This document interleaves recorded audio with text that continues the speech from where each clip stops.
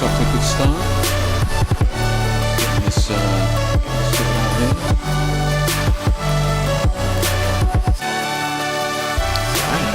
That's bad. First as well.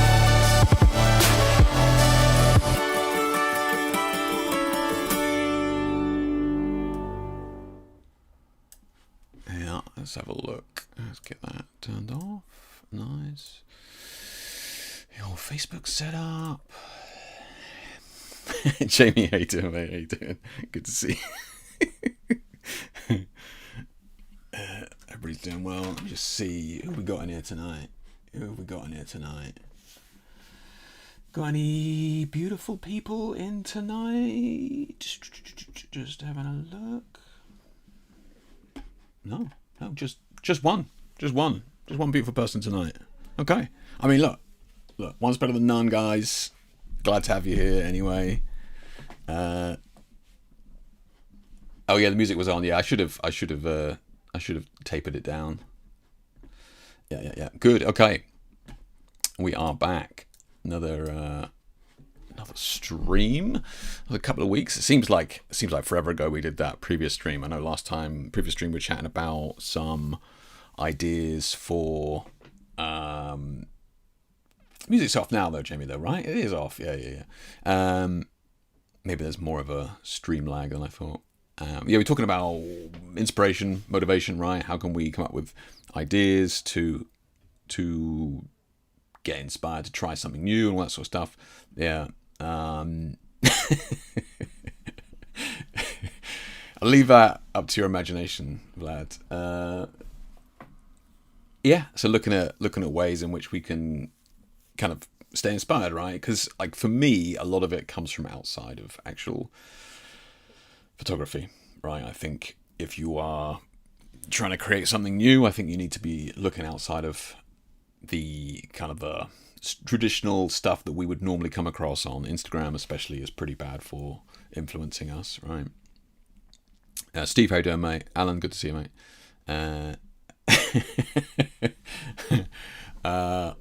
But yeah. So I'll have a little bit of a chat about movie posters, because I do look at movie posters a lot for color inspiration. I know movie posters is quite a lot heavy in the design, and a lot of them is like really heavy in the composites and that sort of stuff. So Jamie sent me a couple of links. Jamie sent me a phenomenal link actually of this huge database. I've kind of been looking at design agencies rather than like movie poster nerds, as it were. But Jamie sent me a great link, so we'll have a look at that. And just have a look at some agencies, right? And then the photographers behind those agencies as well.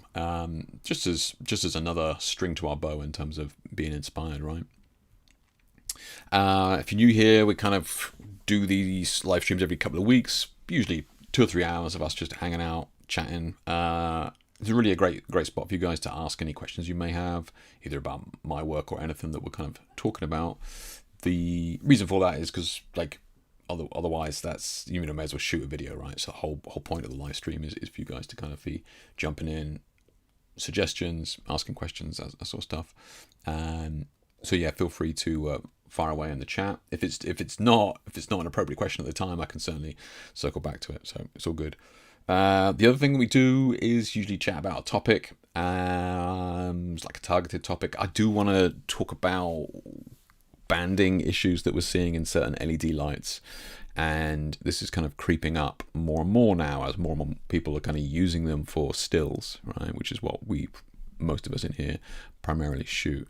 And we're seeing this banding issue, right? Which is a kind of almost like a desync between the cameras that we're using and the LEDs as well. So we'll dig into that a little bit, because it's actually more prevalent than I'd anticipated. But we can chat about that in a bit as well.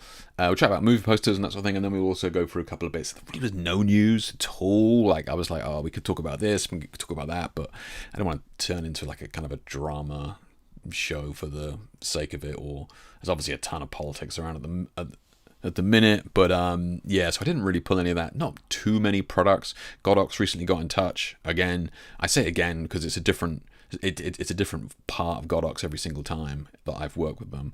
And every single time I've worked with them, they're like, "Oh, I didn't realize we worked with you before."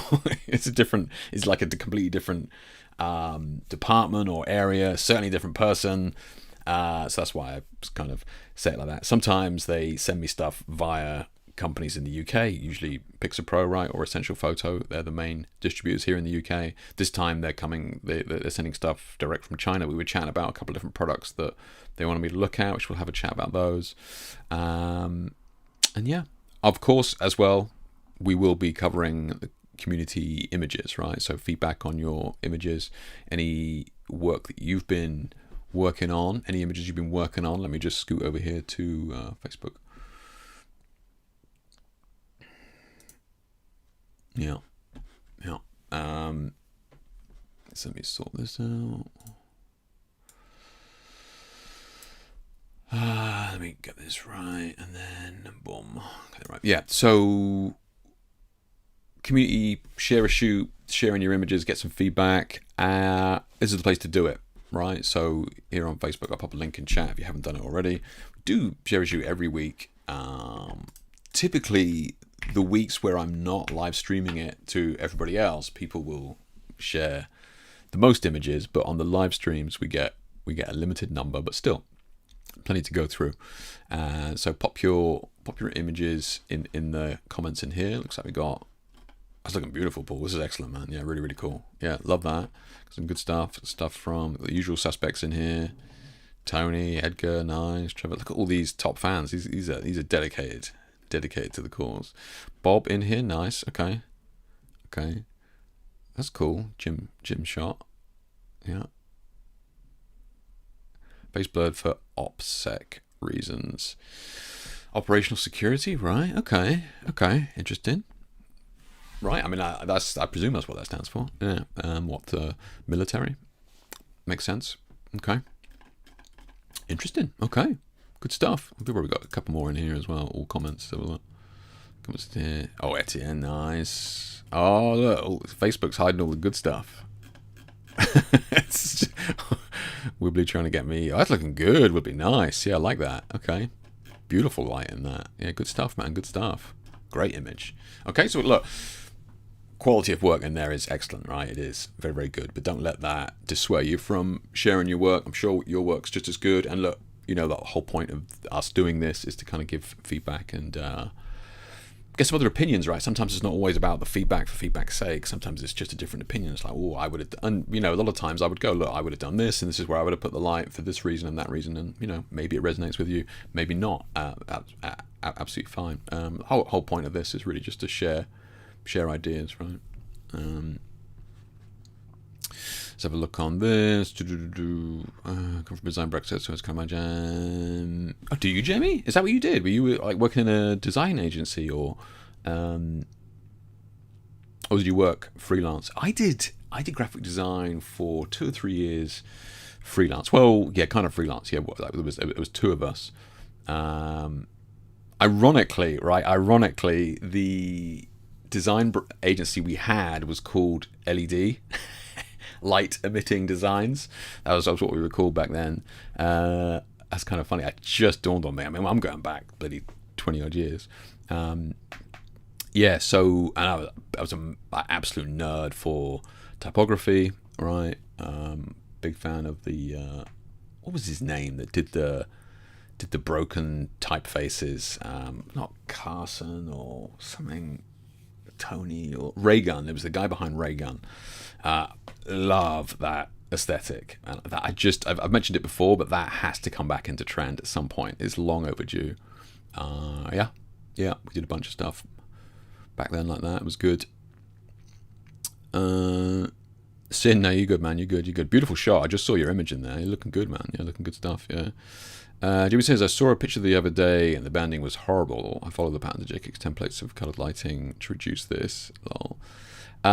You will go over like what we kind of define by this banding thing, yeah. And I'll show you what I mean. Like, because you may have seen it before. This is not the colour banding. This is actually like I said, like a technical fault. Yeah. Paul, how you doing, mate? Did I see your image in here as well, Paul? Banger of a shot. Is that yours in here? Yeah, this is awesome, man. It's beautiful work, good stuff. Yeah, we're going to just share during the stream. Nice one, Jamie. Yeah, good stuff. the emotes or whatever they are, emojis in YouTube are hilarious. All still searching for an image to show off. We'll be there at the end. Yeah, no worries, Leo, man. Good stuff. We're from a music magazine called Soundsphere about 10 years ago. Okay. Studio 1314. Good to see you. Wayne, right? That is you, right? That is you, Wayne. Yeah. That's what was his name? Come on, guys. Honestly, I might have to do everything myself. Ray Gun. Was it David Carson? Did I see that then? Yeah.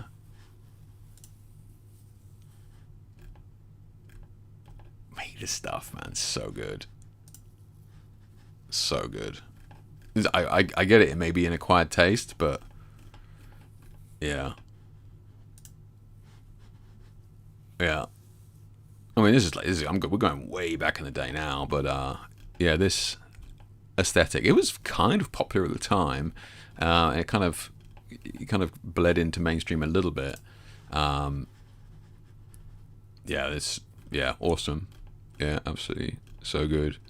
That was, this is back in the day where we were pre-digital, right? So everything was kind of scanned in, flatbed scanner. I bought a Epson flatbed scanner thing, and we would just scan everything. We were just burning shit and then scanning it in and enlarging it and doing all sorts of crazy stuff like Letraset, scanning that in, breaking it up. It was a very organic way of working. Far slower, don't get me wrong. Far slower. Let me look at that. So good. Yeah. You just do not see any of this now. Correct me if I'm wrong. If you guys see a modern version of this, then let me know. I get the feeling I'm probably on my own on this one, but very cool. Yeah, very cool. And you could argue, oh god, that'd be miserable to read and it's a pain in the ass. It's not. It was kind of turning reading into more of an experience rather than just a data consumption, right? But yeah, very cool. If you've not seen David Carson, which I think is the guy behind it, and Ray Gun, you got to check it out. Yeah. I wonder how much these are going for on eBay. Probably an absolute fortune. Yeah, is that one there? I bet it's going for a fortune. Yeah. Okay. So let's have a look at some of the. Where's the page with all the stuff on it? Is that the one? Oh, this one will do. Yeah, there we go. What stuff were you doing, Jamie, when you were doing the design stuff? Were you were we talking like Quark Express era, or what were you doing for the magazine? Were you sent out to shoot images and then come back and put it together? Are you doing the whole thing, or were you just doing one section of it? Just have a look at a couple of. This is not a Godox sponsor stream or anything like that. It's just a quiet news week, so we haven't got too much. So we just chat about a couple of bits. I think Steve actually mentioned this at the end of the previous stream, that this 8800 had literally just been announced or come out. I hadn't seen it at the time, so thank you, Steve, for mentioning it, because I haven't really seen anybody talking about it. One of the reasons is 8800 Pro. It's that's a lot, right? It's a lot. Who is that really for? How much is this?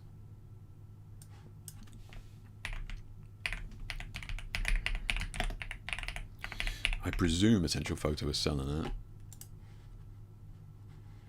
Let's have a look. So I'm just looking at the UK one here. Yeah, that's kind of what I expected. Yeah, it's not cheap.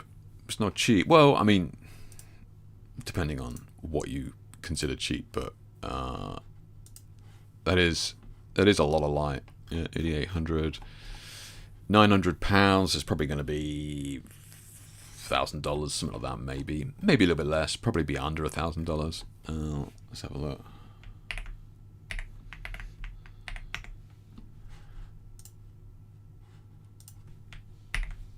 I just pretty sure there you go. Yeah. Okay, so what do we got as some of the features on this thing then? Like, do we really need it? Remember, if you've got like a 200 watt strobe, a 400 watt strobe is one stop brighter, right? So it's one stop. And if you've got a 400 watt strobe, then this 800 watt strobe is one stop brighter. Yeah, doubling the power, doubling the exposure. So, you know, that's the equivalent of shooting your camera at ISO 200 and ISO 100, right? It's one stop. You know, it's the difference between 2.8 and f4. So you do pay a lot for the extra stop. I got a couple of 1,000 watt strobes here. I've used them like a handful of times. It's just, you know, and they're so cumbersome. These ones look pretty small-ish for 800, but you're paying a lot for that extra stop of light. So battery-powered monolight. I mean, that's a good point actually. My 1,000 watts are plugged in, so at least these are battery-powered. 800 watt second output, delivers decisive main light performance that overcomes brightness of the sun. Up to 300 full power flashes. Okay. I mean, yeah, okay. I mean, that's not as many as I thought, but then you're not going to be having this redlined at full power, right? So even if you were to shoot this, it's not quite as accurate. But remember, if you were shooting this at 10, as in 1, 2, 3, 4, you know, up to 10, you take it down to 9. That's one stop less light, which is half as much power, right? So in theory, if you were shooting this at full power, i.e. 10, you'd get 300. In theory, it's not quite the same, but in theory, if you just shoot this at 9, which would be half the power, you know, you would in theory get 600 full power flashes. But so it drops off dramatically, right? Yeah. Fast recycle time at 0.01. So essentially, if you're running this 800 watt strobe at 0.1% power, it's going to take, you know, a tenth of a second or something, or a tenth of a second. And then if you're at full power, it takes 1.5 seconds to recharge, which is fast. I will say that I think that's pretty fast for 800 watts. Yeah, that's actually a pretty cool shot to show that off, actually. Yeah. So this is one of those instances, right? This is one of those things where people are always go with LEDs. Oh, like, you know, but can it overpower the sun? This is one of those instances where I would normally go, when are you doing that? And this is one of those instances when you are doing that. This is it. So it's actually a pretty cool shot. Yeah. Precision power control. So 10 stops, which is cool. Is what you'd expect, right? Ding, ding, ding, ding, ding, up to 10. They still do it in this. Yeah. So what I mean by that is, I mean, this is kind of what they have on the old speed lights and that sort of thing as well. I still prefer the 0, 1, 2, just all the way up to 10, rather than, so I can just look at it at a glance and know exactly if it's on 10, it's on full power, or, you know, rather than looking at 1, 2, 3, 6 or whatever it is. It's like, what the fuck, what power is that? This level of precision makes so 10 stops. I mean, that's standard, right? We've had that level for a long time. Does it go in 0.1 stop increments? So that is nice. Many of the kind of contemporary strobes are usually a third, which is more than enough for most people to have a third. So 3 stops of variation between each stop, normally enough. But 10 is obviously great. InDesign, so Jimmy's talking about Design HC. InDesign, but I started on Quag Express, so it's basically the design director layout adverts. Oh, okay. So you're doing the full thing, yeah. Okay. That's cool though. Yeah, that's cool. I bet you learn a ton about imaging, that you use in photography a lot, I would assume, yeah, whether you're aware of it or not. Yeah. Sin says, and I imagine you're better off going for the 80 1200 pack for shooting outside. Yeah, what is that then, Sin? Like, what is that? Do they have it in here? Flash Studio Packs. There we go. No. Try again. Alright, let's carry on down here whilst that's opening that up. So advanced pro mode. So this is the other thing as well, right? It says at the top here, pro. So what does that really mean? Like, what do we get? It's a couple of things, a couple of features. The 8800 Pro, 8800 Pro includes pro grade modes. Pro grade modes, okay. Freeze, stable color temperature, HSS, multi, and more. I would hope that many of those things are on the normal one. So you can't see this down here.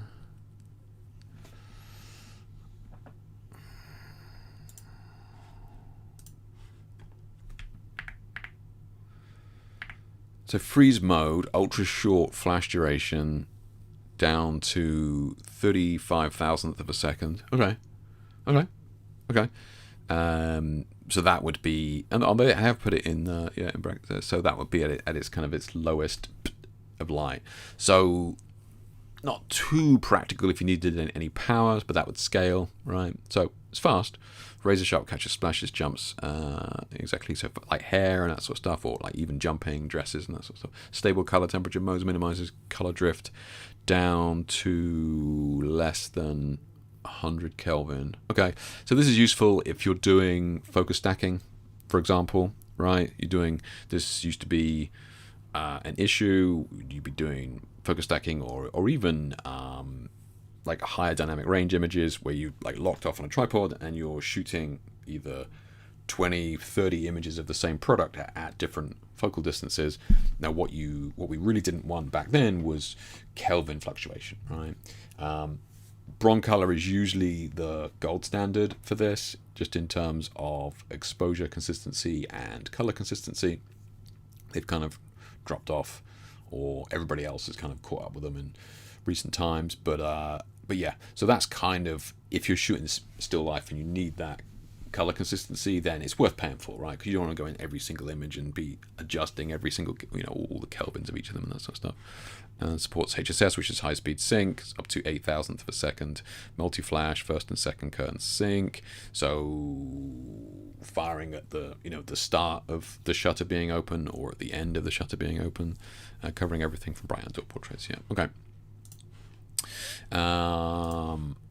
They're pretty standard stuff. I think HSS is on the normal ones as well, but yeah. Triggering, yeah, cool. Power. Huh, okay. Yeah, oh, you can plug it in as well. Nice. Okay, this was always a bugbear of mine with the battery stuff. This is really cool that we're starting to see more and more of this now. This battery or power cable. Because this just gives you flexibility on the day. And do you know what? If it's a long day, just plug it in and forget about it, right? So it's cool they've got that. Yeah. Creative accessories, so hit Bowen's mount. It's crazy. Like Godox only refers to it as the Bowen's mount. They never refer to it as the S-Fit, which is really weird because normally other companies would do their best to avoid using any other company's name in all market. But even in their communication that I've had with their head office, they all refer to it as Bowen's mount, as opposed to S-Fit. Yeah. So color screen, okay, color screen, that's cool. Yeah, they've had that for a while. So is it worth $1,000? If you need the juice, then yeah. Let's have a look at what Sim was talking about here. Is this the fella here? It's the only pack they do. So, or maybe they do maybe they don't do the lower version. Or did you say 1224? I thought you said 1200. I could be wrong. Yeah.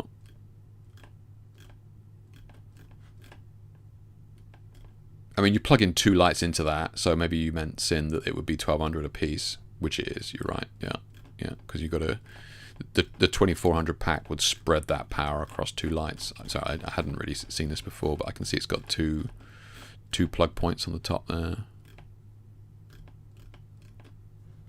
Yeah. So Sin's right. It would be 1,200 a piece. Yeah. So how much is this then? I wonder if Essential Photo even sells it.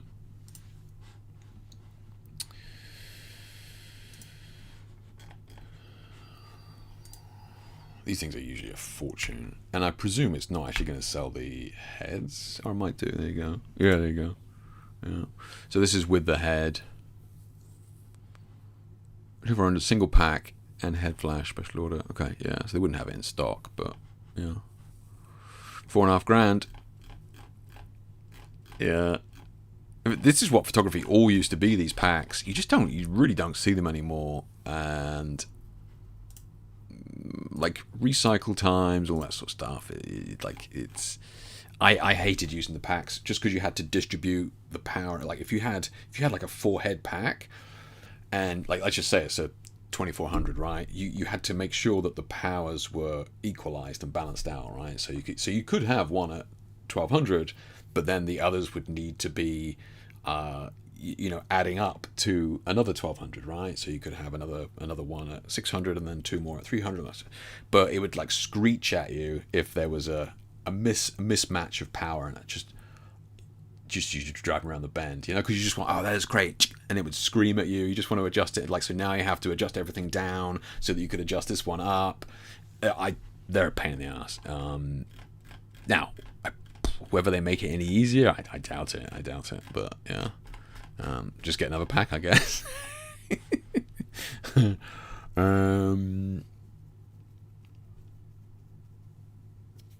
All the 8600, which I have for shooting inside.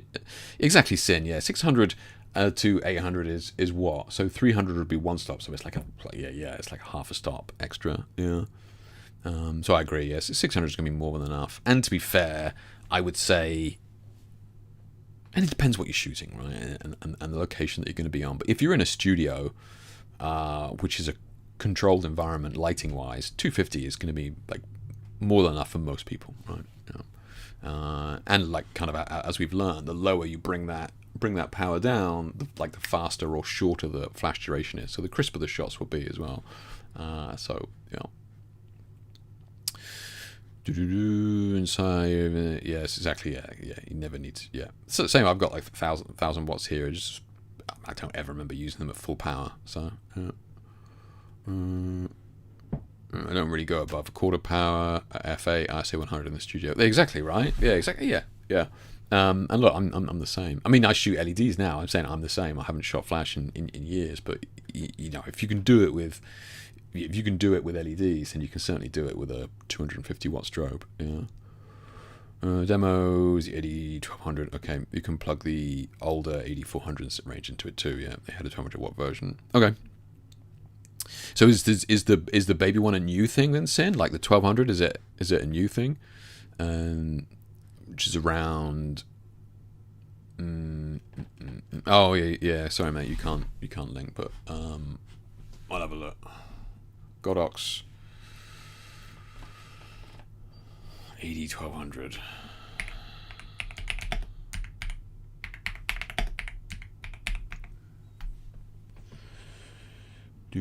Oh, it's on the. Oh, okay, it's on there as well. Oh, this little thing. Yeah, I have seen this. Yeah, well done, Sin. Yeah, I forgot about this. Yeah, that's right. I'm surprised it didn't pop up under the packs on the actual Godox website. Yeah. Okay. Yeah. I mean, a lot of money for just one light, right? A lot of money for just one light. Yeah.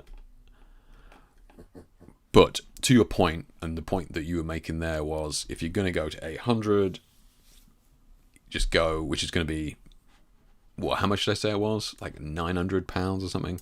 So for an extra couple hundred quid, you can get this actual pack.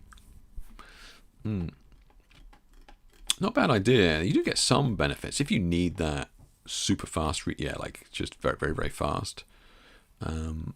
Short durations and that sort of stuff. Yeah.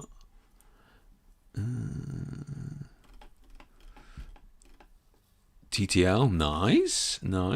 I wonder if it was actually going to talk about flash duration, but I can't see it there. I'm sure it is in there. Specifications, flash duration, there you go, up to 10,000. Okay, so interesting that new 8800 Pro head is actually far faster at like 35,000. Whereas this is 10,000. Okay, interesting. Interesting to see where they put them. Yeah. Yeah, Norristown. Yeah, got it. Thank you. Yeah, good shout though, because I had forgotten about this. Have you been to a show recently? Have you seen this? Yeah.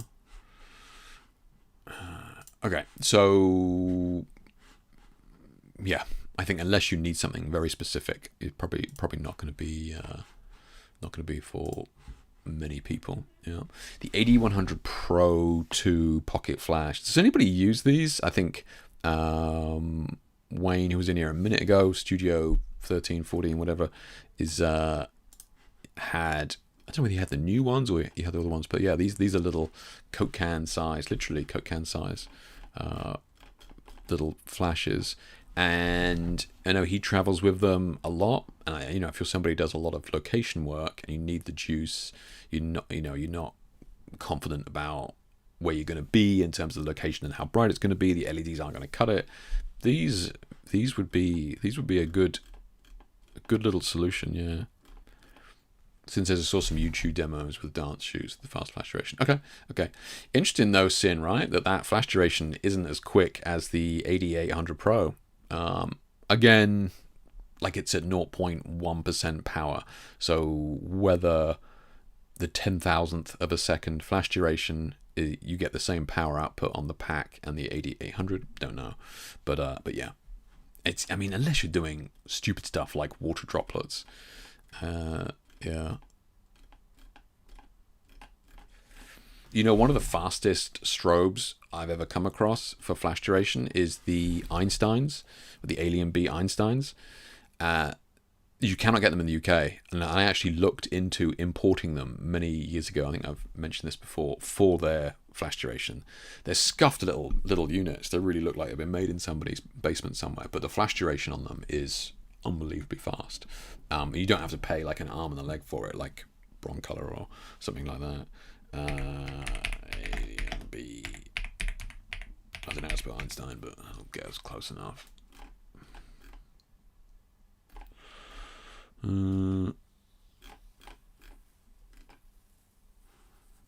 Oh, they're not the same? Okay. Not going down that road. Do they even sell them anymore?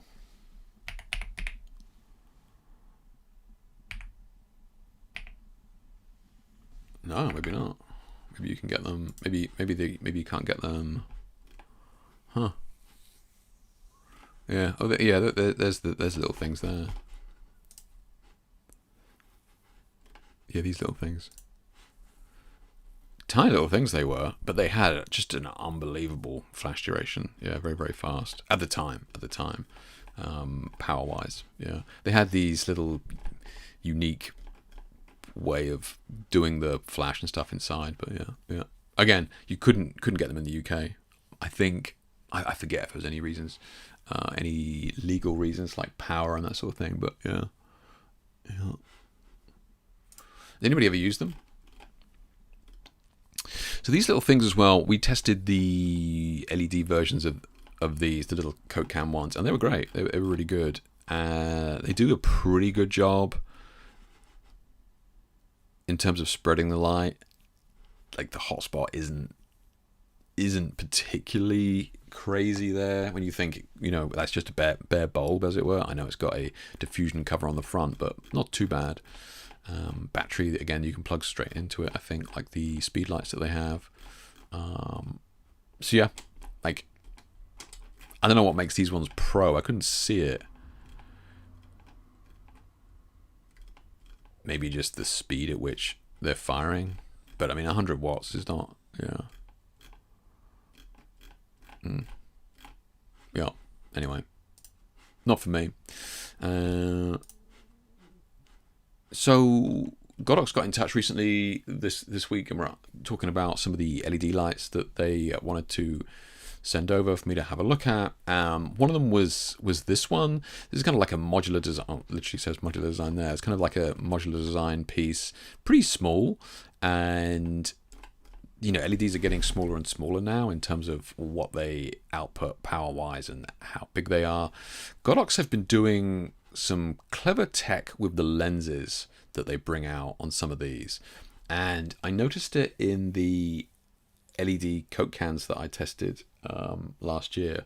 Like the lens that they come with is very clever. So it's not like, most strobes just come with boom, just an open dish, right? You can't really see it there, but that's just an open dish. Yeah. These ones as well, they have a diffusion cover on them, but nothing fancy. From the LEDs that we're seeing from Godox, they are bringing out these kind of clever lenses on the front of them that do a remarkable job of shaping the light in a pretty clean way. And one of the modifiers that I was kind of most drawn to on the little Coke can jobs was the one that came with it, which is like a little lens. So I'm interested in what they're doing with these. This is just a bicolor light. So I said, look, it's probably not of huge interest to me with the amount of color work that I do. So it's probably not great, but still clever modular design with changing like the type of batteries you can have on there, which I thought was pretty cool. I've got that battery. Okay. So you can put the baby ones on there on the big one that will keep going for a while. You can see that lens there now, right? So Godox have been doing some clever things with these lenses because the LEDs are coming from a very small point, and these lenses spread it in a very even way, in a very clever way over a decent distance. And you kind of see that like here, right? I think, these got different covers on them. Even that one's pretty spread. That's a diffused one. That's interesting. There's a large area of no hotspot. Yeah, so these got the same grids that I tested on the LED one with the squares and the circles and the strips, and kind of gimmicky, but why not? Why not use them? So yeah, bicolor 80 and 150. So be interesting to see where they go with that. But you could definitely have a couple of those in your rucksack and be fine. So this was the other thing that I mentioned to them. I was like, look, this is color. Send this one over and I'll take a look. So this is kind of even smaller. This is 100, but in terms of its actual size, it's even smaller. This is full color RGB. And again, unique lens format on the front here. And you can see it's got this kind of beauty dish style effect where you have this diffusion cone here in the front. The light bomb is going to hit that. It's going to bounce back around this dish. Some is also going to come through this diffusion here. So they've done the nerdy shit and worked out how much light is going to be transmitted through this dish, diffusion cover here, and then how much light is going to be bounced around this cone here, and then come out. And they do they do some clever things with how it spreads. This is the other thing that I wanted to test. I said, look, any chance we could have a look at some of these modifiers? Look at this thing. I was like, I'd love to test this strip, see how even it is. All the light's coming from this end. I'm interested to see what it's like. It's just a blow up one by the looks of it. So they're going to send it over. It's coming from China, so it should be here in February or something like that. So we'll take a look. Obviously, I wanted to have a look at the spotlight. Any excuse to test out a new spotlight plugs in. But this thing is tiny for 100 watts and how adaptable it is. Tiny. They are also going to be sending over the Bowens mount converter, right? So they've got a Bowens mount converter on there that you can then just use any Bowens mount on it. So again, we'll see how that works with the LED inside. Yeah. This thing is tiny, man. This thing is it's crazy small. Yeah. And they're going to send a battery grip as well. So the battery's not on the back, but the battery grip comes here. So everything plugs in via that. So whether it's the cable itself, or I've got a couple of these actually, I could use that. So yeah, so it's just got the battery there, or you just plug it straight into the wall. Yeah. Interesting to see where it sits, right? Those of you who know my work or have heard me talking about LEDs in the past know that Rotolight has a Neo 3 Pro, so this is kind of competing in that realm, right? And in terms of size and weight and that sort of thing, well, I don't know about weight, actually, I need to check, but certainly in terms of size. So we know that Godox kind of fudges the Kelvin numbers. We've kind of established that in the past. 95, pretty baseline, nothing crazy. Yeah. Less than half a kilo though. Pretty lightweight. Yeah. Yeah. So yeah, take a look. I mean, like I said, kind of interested in this thing. Yeah, there's some of the modifiers.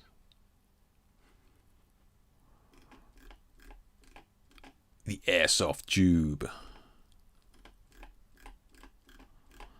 I suppose the benefit of this is it folds up pretty small. It's actually bigger than I thought. Okay. I could see that as a nice key light. I wonder how directional it is. I mean, you could kind of fudge it a little bit with some cine foil, but it's got a little pump. That's brilliant. But yeah, I could see this as a nice bold key light, because a lot of the tubes are very small. Again, we need to see how diffused it is down that tube. Is it just going to be bright all at one end, or is it actually going to be flattering? Yeah. Oh, here you go. So this shows you. So just that's the light we were looking at a second ago. The ML8 as the 100R. That's what we're looking at, and this is with the tube on. You could do with knocking the power down a bit on that, but very soft. Interesting. Okay. Yeah. Look. So I'll have a play with that when it gets here in a few weeks. Let's see what that's like. Like I said, it's actually bigger than I thought. I thought it was going to be just a thin-ish tube in my mind's eye, but no, it's pretty good. Yeah, I'll have a look.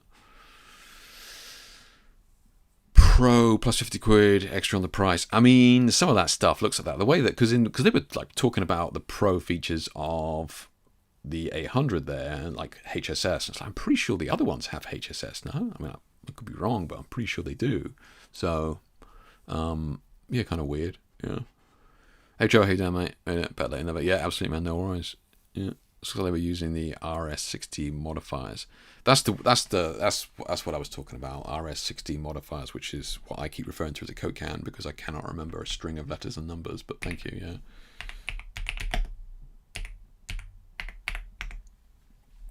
That's the fella. Yeah, that's the fella.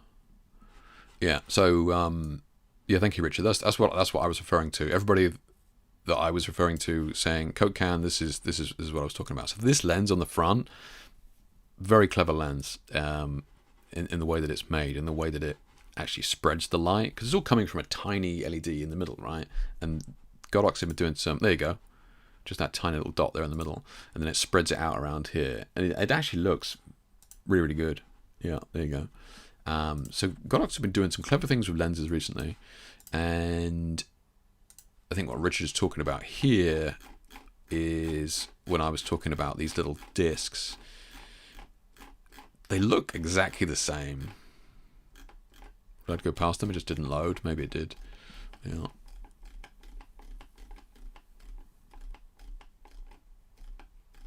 Oh, it was a different light, wasn't it? Different light. Yeah, this one. Yeah, that's it. My bad. Yeah. So this is the ML. So the MLs. I mean, I don't know what those discs are, but they're RS discs. I think they are. Yeah.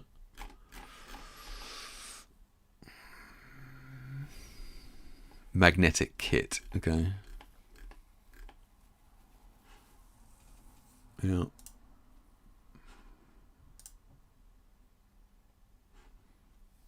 No. So of course they wouldn't fit. So this is the AK. Yeah. Accessory kit. Okay. Huh. Heaven forbid that you would have two matching things, but you know, there you go. There you go. So yeah, the tube's looking good. And then I think we can. Oh, we'll leave it there for now. And then we're talking about these panels. Right. Let me just check. I'm seeing everything. Hey Rico, how you doing, mate? Welcome in. I'm still eyeing up those nan lights you use, the 400Cs or whatever they're called. Stick around, Jamie. Stick around. I think you might be interested in what's coming up, mate. Yeah, I'll go through that later. Yeah. Sin says I'm a regular Godox user. Most of my flash heads are the 80 Pro range. Yeah, I mean, a lot of people kind of come in at the ground level with that 8200, whatever it is, 8400, like the little speed light type thing with the exposed flash and that sort of stuff. Everybody I meet, whether it be workshops or online or whatever it is, oh yeah, no, everybody's always got at least a couple of those. I think it's the 8200s, right?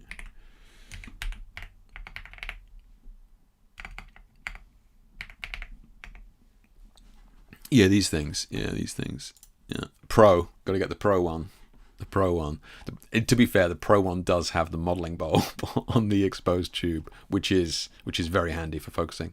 But yeah, like hands up, does anybody own one of these or the older version of these? Everybody's had one at one point or another, and like they're not too bad. They're not too bad. I will say that I think I would take, if I had to take either this or the what is it, the Godox V100 Speedlight.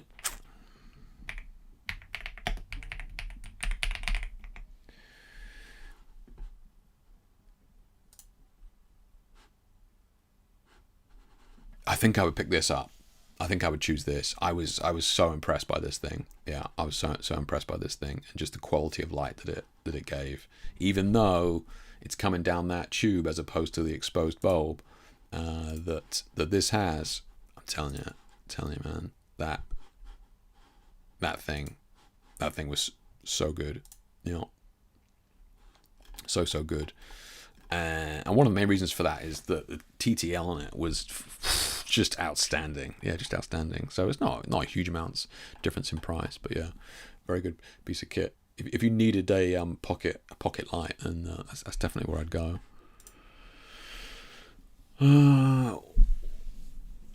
Richard says, why would you make different mounts for the manufacturer? Nobody is going to double up the attachments. Why would you make different mounts for the manufacturer? You're talking about like those discs, for example, looked almost identical, but I suppose they are slightly different size. Ironically, the discs from the Coke can, the discs from the Coke can, which I don't have here anymore, it works on these, on the V100. They made two versions. One version had a magnetic end to it, and that was the one that most of us in Europe and Asia got. And then the US got one without the magnetic circle here. Theirs came with like a red circle because I think it breached on Profoto's copyright, or whatever you call it, patent, whatever it is. So I mean, you could replace it. But yeah, it's funny. But those magnetic discs are the exact size for this, and like all the modifiers that come with that, like all the bulbs and all that sort of stuff, they all go on there as well, which is cool. Yeah, very cool. Yeah, there it is down there. Yeah, so these discs fit on the V100, on the European and Asian one anyway. Yeah. Since says, yeah, 8200s are great. They are good. Yeah, they're really good. Yeah, they're really good. Yeah. Battery powered, off you go, right? Leo says, yeah, he's using the old one. Yeah, the 8200 old one still in my kit, even though I now tend to switch to full power without warning me every fifth shot. So really? Weird, man. Weird. So it just gives you like a overexposed burst. Yeah. Yeah. Since as you can put two on a special head with a modeling lamp to get 400 watts. You mean they come with a bracket, right, Sin? So you can actually put them together, like actually, like an actual custom design bracket that puts them together. I think I've seen that. Yeah.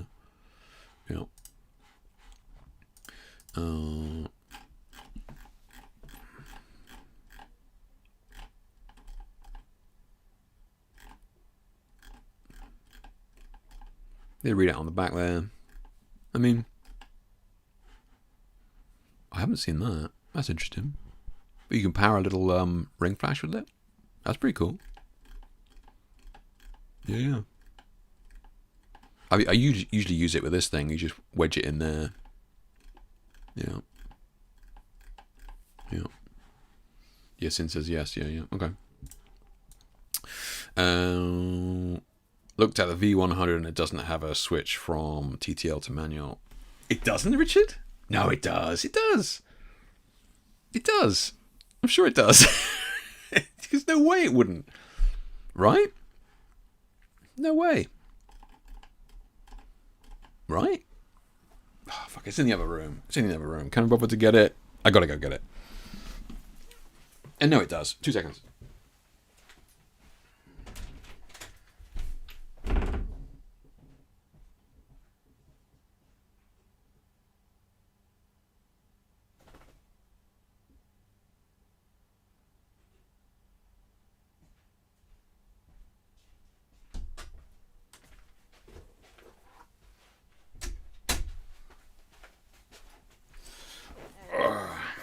Got it. Okay.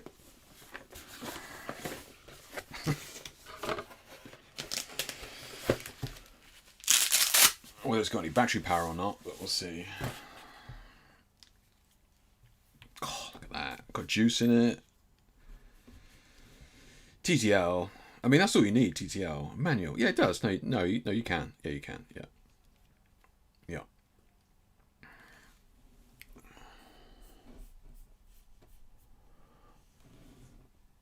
I need to make that big.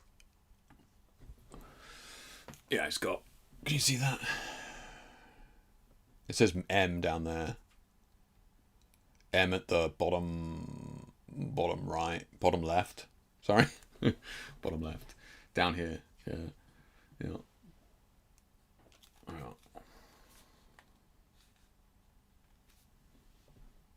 Yeah, you just switch it there. Manual and then TTL. That being said, I never ever switched it off TTL. It was just so good. Yeah, it was just too good. Yeah. Let's just test that a second.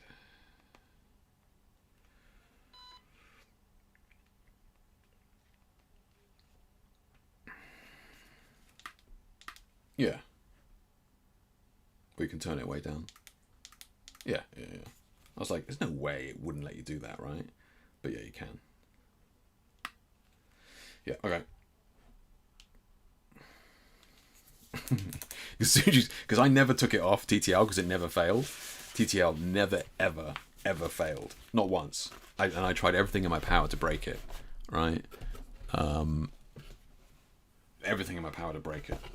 But couldn't. Yeah. Off camera, outside in the garden, with a modifier, with like a softbox.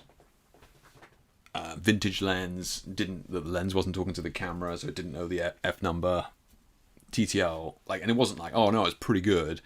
You know, it was pretty accurate. It never missed a shot. It's nuts. It's absolutely nuts. Yeah, it's crazy. And I didn't even want to review the damn thing. Right, what we got now? Yeah. Sinya, as you know, I'm a big fan of ring lights. So I have battery powered. Oh, do you, Andre? Oh, really? Is it any good? I haven't used. Where were we looking at that? Where were we looking at that? Over here, right? Yeah. This thing. Yeah, do you know what? Because I have a ring light converter here, and I use it sometimes as a fill light, and it's really effective. But they fell out of favor once the Instagram girls started just overusing them. We don't see them as much anymore on TikTok and that sort of stuff. Seeing as some of those girls actually have better lighting than many photographers. No joke.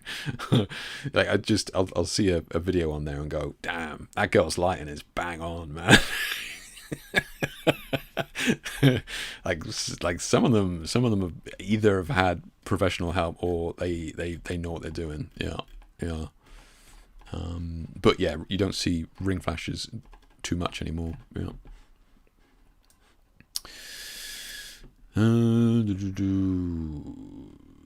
LCD screen apparently, according to YouTube reviews. I don't know, maybe. Yeah, that one definitely does. I don't know which one I've got there. Yeah, that one definitely does. I'm glad I tested it though. It's just a V100. I don't know whether there's different versions of it. There's different like for Nikon and Fuji and all that sort of stuff. But yeah, that one definitely did. Yeah.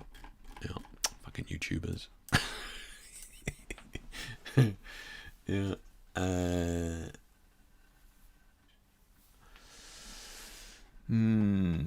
I got the older version of the V100 without the additional flash dongle. Yeah, that thing is, yeah. I would never use that thing. It's super weird, Sin. Yeah, super weird. I don't know what you would. Sin's talking about the little flash that sits on the front. Little flash. So you know that's obviously the main flash, and then you got the baby one that plugs into the bottom there. It's kind of designed with photographers who point the flash up into the ceiling, right? Like in a wedding or something like that, a white ceiling, it points up, and then this little flash on the front kind of illuminates the face to give it a little bit more shape. And yeah, it does work, but it's definitely more gimmicky than game changing. Yeah. Godox Wistro ring flash D400. I can use it at studio location. Okay, nice. Yeah, Wistro. Take it. Is that? That's a 400, so it's a bit juicier than that. Okay.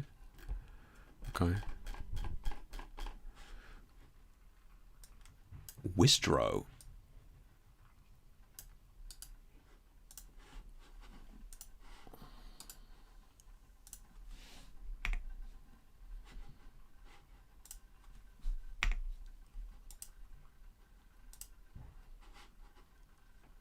Oh yeah. Yeah, that's right. I've seen this. Yeah.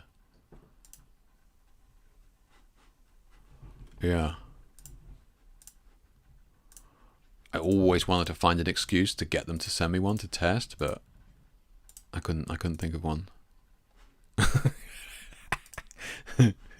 Nice. Just a quick ring flash shot. Yeah. Round tab with a nice pack of small modifiers. Nice. Yeah, are they magnetic, Sin? Are they the ones? Yeah, if you want to see what it's like living in the USA under Trump, let's switch places. You can stay in my place near Ann Arbor and go wherever I can to escape this nightmare. Good luck, man. Good luck. If you look at the Aries Tau, he does some great work with the R200 ring flash. Okay, man. Okay. Fuck it. We're here. Let's have a look. Oh, so close.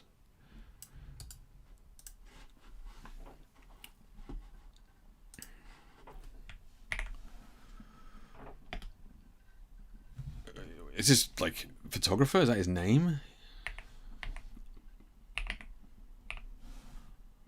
Yeah. Is this him? Could be him. Is this him, Sin?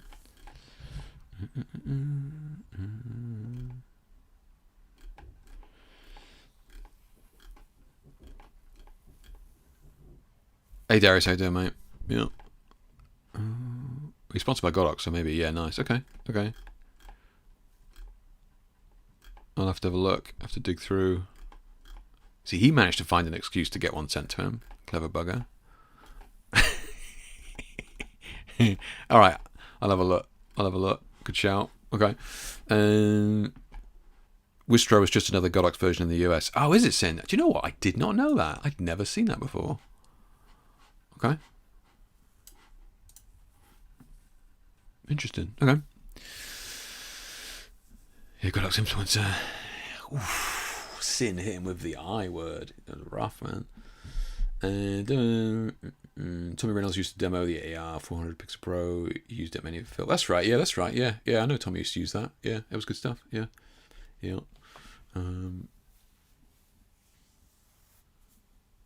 Lost in translation, V100 has no physical switch as previous models and has switched to being a button on the screen as you showed. Okay. Interesting. Okay. Gotcha. Edgar, how you doing, mate? How you doing? You've just joined us at the absolute pit of nerdy spiral that we went down. I don't know who started it. It certainly wasn't me. I these guys, honestly, you gotta keep an eye on them. So the light panel. So they said they were wanted to send me one of these, which is cool. But I've kind of already got one of these from Panavision, so I was kind of looking at ways, like other ways that I could kind of benefit or like sell the benefits of this. And one of the things they have is they have a 2-light kit here. Boom, here we go. So they have this arm thing that locks on the back. And I was kind of curious to see the quality of light you could get from this, because, you know, imagine this as a strip light, edge light, it'd be super clean. Yeah, I know a lot of you are still using strip boxes, you know, and that's fine. That's fine. But strip boxes are horrendous for when they're being used in close because of the inherent hotspot in a. Where's my paintbrush? Yeah, because of the hotspots, right? So if this was your strip box, be coming out here, boom, something like that, right? And then you have your light bulb here, or your flash, right? So most of the light wants to come straight out the front. So that's why it becomes very, very bright here, and then less light manages to get out down there, right? So this is what happens on strip boxes. And you can really see it, like you can see when a guy or girl's used a strip box as an edge light, because like the hip will be like a stop brighter than the shoulder or something like that, right? So this would negate that. It would be a totally even spread of light, zero hot spotting anywhere at all. Could be used within inches of the model, so you'd get incredibly fast drop off of light, right?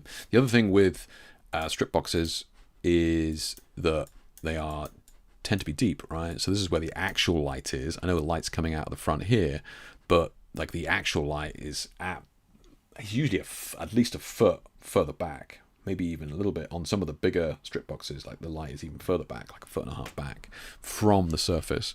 So the light source can never get quite close to the subject, which means that you are increasing the drop off of light the further the light source gets away from the subject, right? So one thing with LEDs, and I've kind of noticed this when I started to use the Rotolite EOS 2 Pros, like the actual like big circles, is you can get that light super, super close to the model, and you get this gorgeous drop off of light that you can't really get with flash because the modifier is kind of in the way. So this would enable you to get like this sort of thing within inches of the model, get this beautiful drop off of light. It'll be very, very quick, get this beautiful bead of light, no hot spotting. Could be cool. And this one as well would be a gorgeous kind of key as well, like a key light. So I was chatting to them about that, and they said, yeah, sounds good. So they're just waiting for this arm thing, the toolkit to come back in stock, and then they'll send it over. I could see that being very, very good. Something kind of unique. Now, years ago, I did a shoot for Panavision, well, Panelux, the people who make the cinema LED lights, right? And they had, I think it might have been, I don't know what size it was. I need to dig out. I couldn't find the original raws. I wanted to kind of show you guys, but they had a big panel, like maybe it was 4x4, right? Maybe it was 4x4, maybe 3x3, but it was a big old panel, right? And it had to be wheeled in and that sort of shit, and it was behind the model. Absolutely incredible light, just absolutely nuts. Like I remember because I was shooting live on the day, and you know, tethered, and everybody was looking at it, and the images were coming, like the raws were just unbelievably clean, just needed nothing doing to them. Incredible, beautiful light, because of the reasons that I've just mentioned about even spread, very, very easy to control, very fast drop off. No, like you can minimize the flare if you want, because the lights are going everywhere. You're not trying to overpower it. So absolutely incredible. This thing was 15 grand though, 15 grand. And then like really didn't even sell it at the time. It was higher only. And I remember saying to you guys at the time, I said, look, that is like over time, they will come down in price. These panels will come down in price. And like, there's just no hesitation that they will become popular, because the quality of light that you get is absolutely nuts. Absolutely nuts. Yeah, incredible, because of how easy it is to control. Now, it's nowhere near as bright as Flash or anything like that, but these panels, now they're coming down in price. I don't even know how much this is. How much is this? Let's have a look.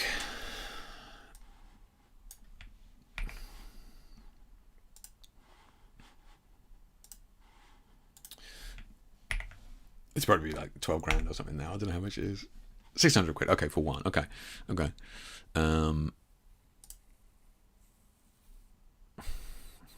Okay.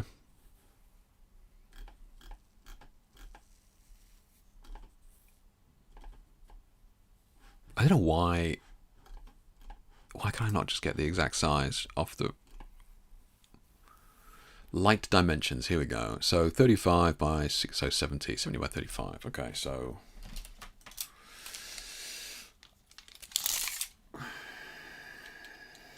okay, so yeah, so 70, 35, 35 somewhere down there.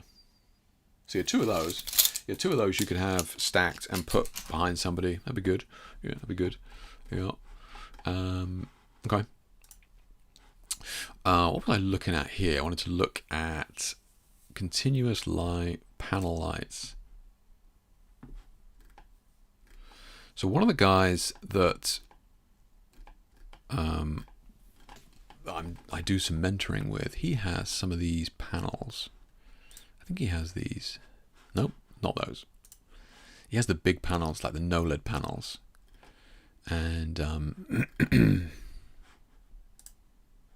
is it going to be specifically in there? Let me just see if I can find them. 2 seconds. Cold lights, panel lights, no-LED panel lights. No, these are kind of the soft ones. I could be wrong though. Yeah, but anyway, and like the light, maybe it's these ones. Yeah, he's got these big ones. And the images that he's showing me, that's right, because you can daisy chain them, but I think he's just got the one or something like that.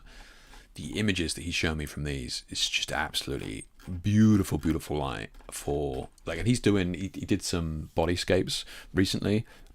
I mean, flawless, right? Because bodyscapes, very quick drop of light, bring it in super close, no hot spotting at all.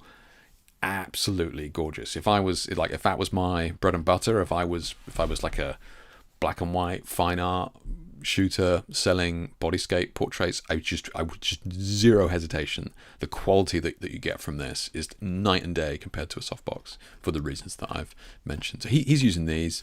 I'm going out to Boston in a couple of weeks to shoot over there with him, and I'm gonna pull them out. I'm gonna test them because these things are nuts. Yeah, really, really good. Yeah, I think it's definitely these panels or panels like this, but beautiful images. Yeah, absolutely incredible. Yeah. Take the panel if you don't want it. Yeah, no, but I will need two of them. I will need two of them. Yeah. Because my tiny house usually gets filled out once the strips are out. Yeah. Still hope for the Godox AM 1600R to come down in price. What's that one? Leo?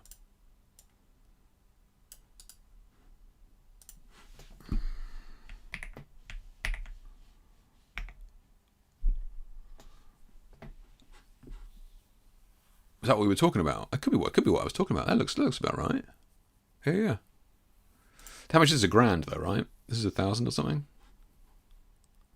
Yeah, there you go. Boom. There you go. Yeah. I think this is it. Yeah, I think this is it. Yeah.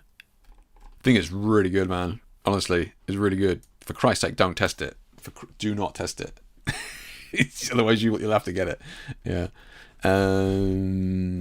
TJ says, been thinking of getting some portable RGB lights or something like Aperture MC, $90 ish for roaming nightmares. If you could recommend something, please. Okay, so you're looking for something like the Aperture. I mean, like the Aperture's good, man. Aperture's really good. Yeah. I'm not sure. Like if you're just looking. Oh, these baby things. Okay, Vlad's tested a bunch of these smaller panels. So the version that I use of this is going to be the Rotolite Neo. Neo 3. So this is what I use, just in terms of like size, that it is big enough to go on the camera and that sort of stuff. For full RGB, these can like flash as well, not flash as in like your normal flash, but you know, you can free stuff with them. So yeah, these are the ones that I use, and I think like, they're really good, really good. Full color screen, which is nice. Touch screen as well, so very quick to kind of use on the day. So that's what I used. But they're obviously more than 70 quid or whatever you said, 90 bucks. Like I said, Vlad has used a bunch of these smaller ones. I think he's still in chat, so if he's here, I'm sure he'll mention a couple that he's used. I think he might have used one from Nanlite recently, or getting confused. Yeah.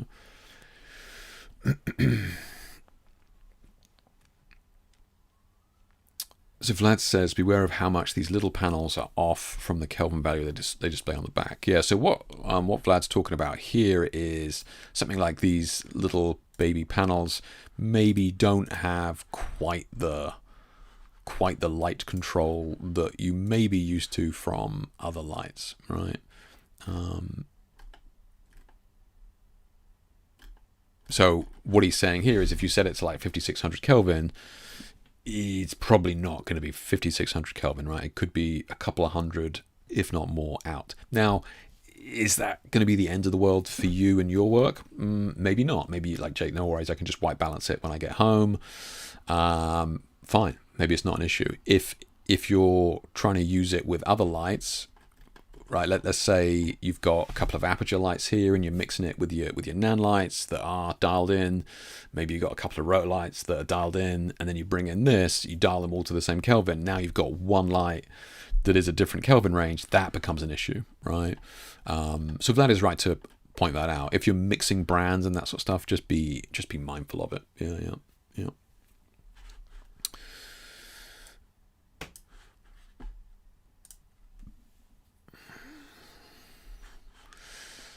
Probably tricky to get hold of in the US, but yeah, I know for those of us in the UK, they're actually pretty cheap at the moment. I could be wrong.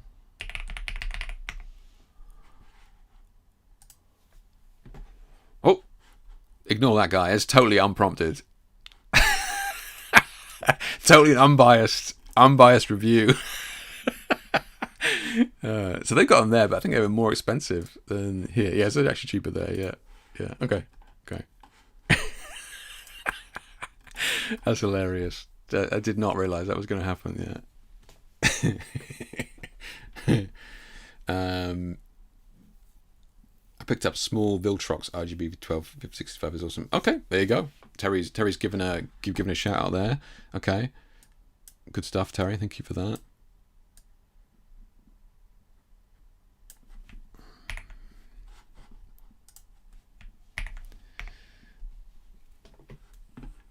Okay. Interested?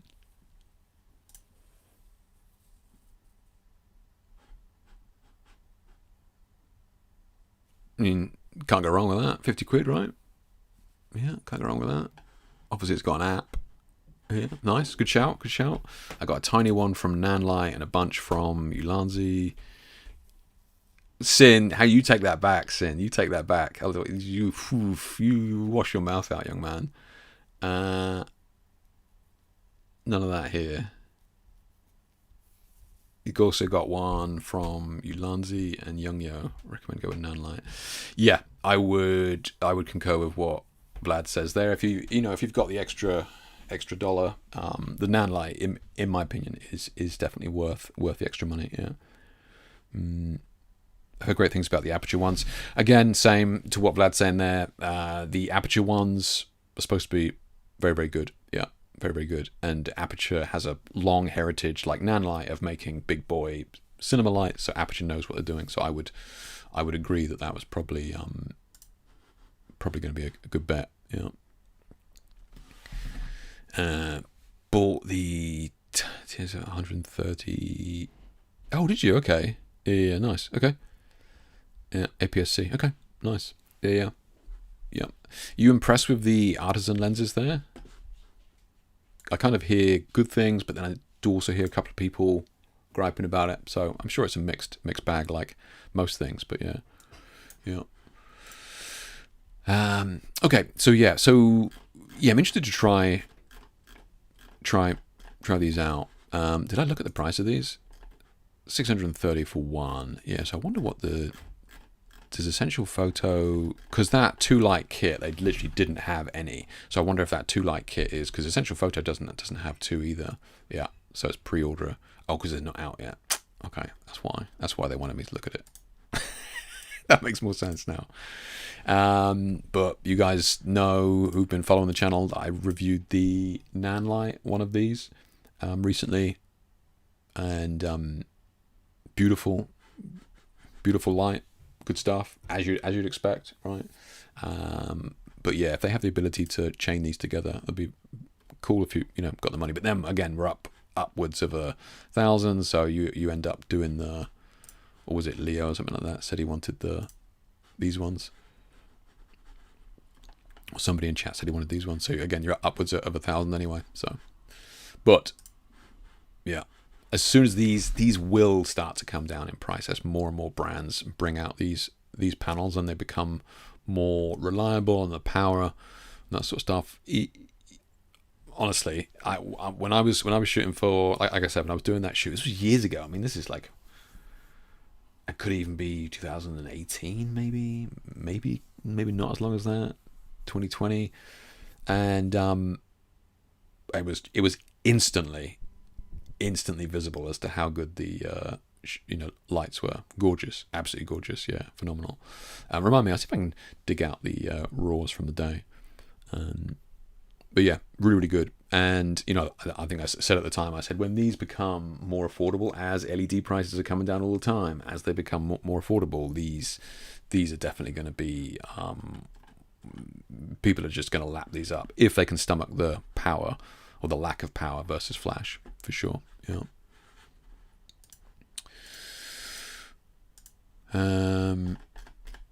Okay, I think we're pretty much good there. Nanlite it is. Yeah, stay tuned for what I've got to mention about Nanlite as well. I think you'll be happy. And Nanlite has some new ones called the Micro 60s that look nice. Okay. Yeah. Steve says light wafter is very similar to the Pavo Slim. Thank you, Pavo Slim. That's the word I was after, Steve. Well done. 120C, which can also be joined together. Nice. Okay. I presume, I don't. Can the light wafter? Are you winding me up? Is that a real name?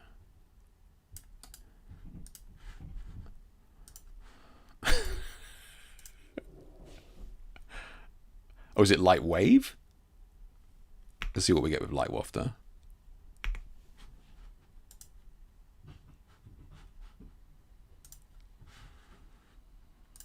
Good one. Good lad, Steve. Good lad.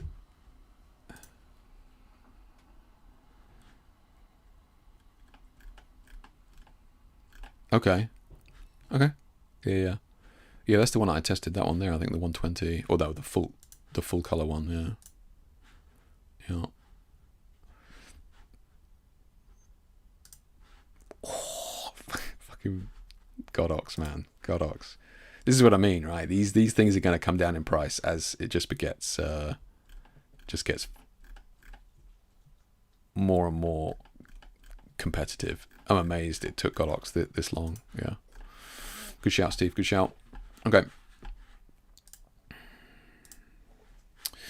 What do we get to? Kind of related, but not. Evoto reached out to me again and were like, would you like to test our software? So we kind of had a look at this in the past. So I said, okay, I'll take another look. So I will take another look and see what they're doing with it. But they also had this as well, where it was just dumb marketing. I don't know whether it's just all bots over at Evoto just running it. But yeah, Evoto alienated photographers by releasing a tool designed to replace them. So I actually just got the link through today. So maybe in the next stream we'll fire up Evoto and see where it's at. We tried it a couple of years ago or something like that. Does anybody use Evoto here? Does anybody use it or a similar platform to do retouching or editing or culling or whatever it is? I.e. not Photoshop or Lightroom, I suppose. Evoto has had a tough week while the AI photo editing software company was on hand at Imaging USA, major photographic industry conference. News broke that the company was testing an AI headshot generator that promised to help users save on studio costs by bypassing professional headshot photography services altogether. So obviously that pissed everybody off. As expected, appeared online. Photographers were livid. Evoto has long marketed itself squarely at working with professional photographers, promising to help them speed up the workflows, retouch the shots, which it has, right? Which it has. I will say that, as many of you know, I do a lot of online training, whether it be one-to-one workshops or one-to-one mentoring and that sort of stuff. And a lot of the people that I'm working with do kind of use either Evoto or something similar in their workflow for speed, right? For speed and convenience, right? Yeah. Focused on helping photographers with end-to-end workflow tools. Company have always been empowering real actual humans, yada, yada, yada, yada. So when Evoto's AI headshot generator appeared, making claims that it would help people get cheap professional headshots without needing to deal with a photographer, surely it can't have been worded like that. It appeared to be a real slap in the face for Evoto's customer base of photographers, including ones who make a living doing, you guessed it, professional headshots in the studio.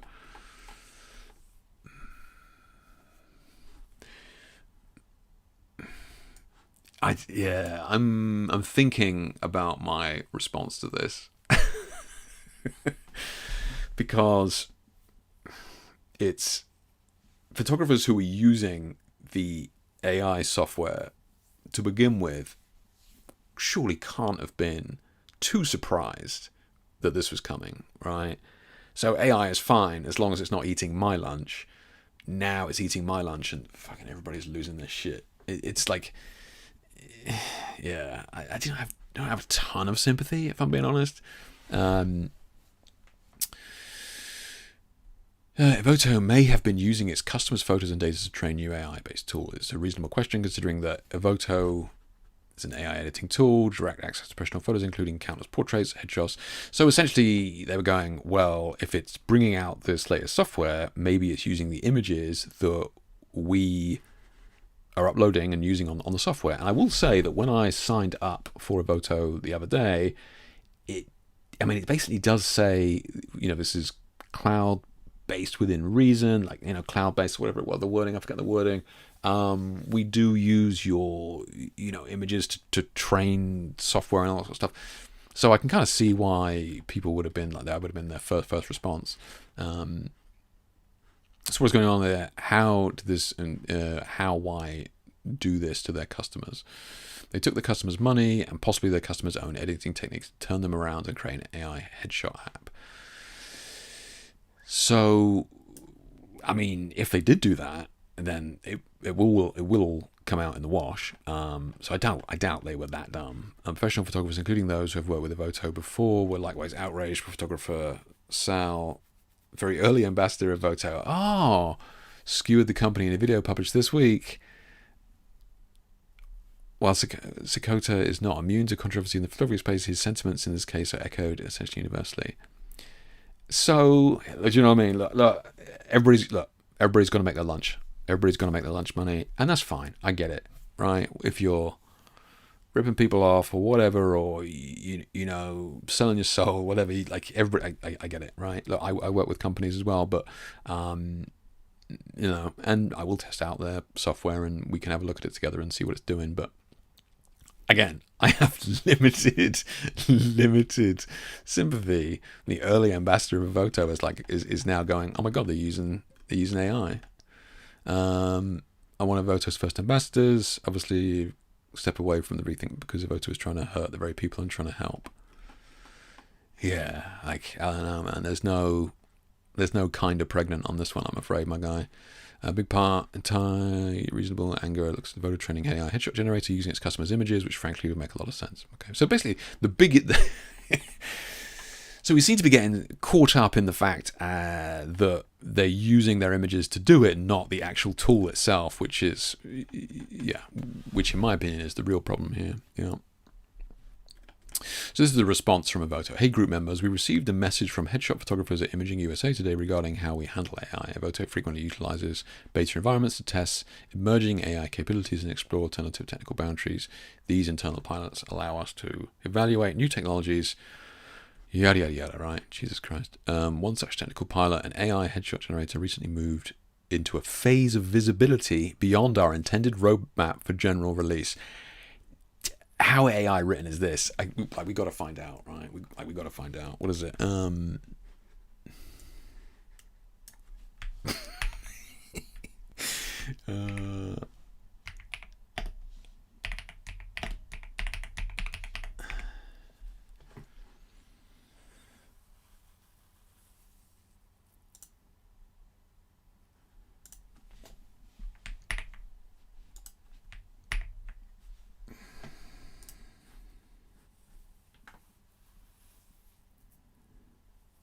Ooh, okay. All is forgiven. Only half AI. One such technical part AI recently went into visibility. Our intended roadmap for general release. We want to clarify that this experiment was never intended to supplement the Serve Professional workflow tool. Jesus Christ. We've concluded the test and removed the feature. We remain focused on our core mission, developing and advancing retouching and editing tools. Damn. So I wonder if somebody clicked go live on that when it wasn't supposed to. I wonder. Yeah. Well. We do not use your images, train, and models. In a follow-up statement seen below in full, Evoto says that it calls an ironclad promise. We do not use your images or your clients' images to train our AI models. Look, personally, I think companies are pretty dumb, but even I don't think that they would be dumb enough to do that. It's a huge breach of privacy and copyright, especially when they don't have control of the images that are being uploaded onto their service. It would be incredibly stupid. So I kind of, call me naive, but I do kind of believe them on that they're not using actual clients' images. That'd be wild. Yeah.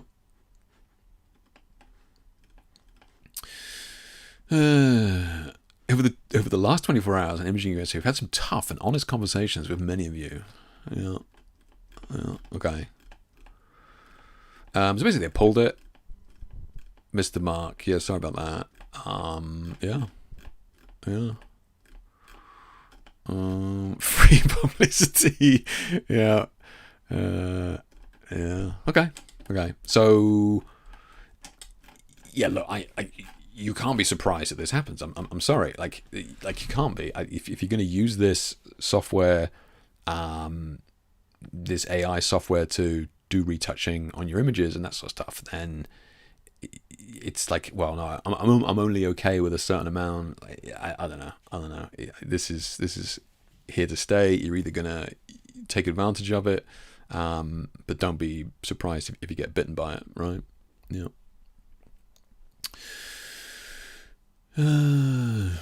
So Jamie says, I'm currently using Evoto. Okay, yeah, I've got an actual contact at Evoto. Okay, nice. Yeah, I quite like the Nanlite 500 RGB one. It can be modified like the Rotolights gathering dust. So what Sin's talking about there is that as much as I love the Rotolights for that specific type of look, they are like a mini panel, right? So they're like 12 inches around, or whatever it is. Gorgeous key light, but to Sin's point, you can't really modify them. They're either soft or softer. So I have to use S-Fit RGBs alongside them. Yeah. Paul says he uses it for lens glare double chins. Interesting. We talk about lens glare. So does it reduce lens flare coming into the lens, or are you using it to remove highlights on glasses and that sort of stuff? You use Retouch for Me. Okay. Happy Sin, like, does it do pretty good job? I mean, the images that you share look good. Like, how much of those images that you share are done with Retouch for Me? Terry says the head marketing dude spoke with f-stoppers in the comment section. Roast. Jesus Christ. Yeah, was it a robot? Evoto caught with their pants down and they did a professional U-turn. Yeah, professional U-turn. Yeah. Oh, we didn't mean to release that feature. Essentially, is yeah.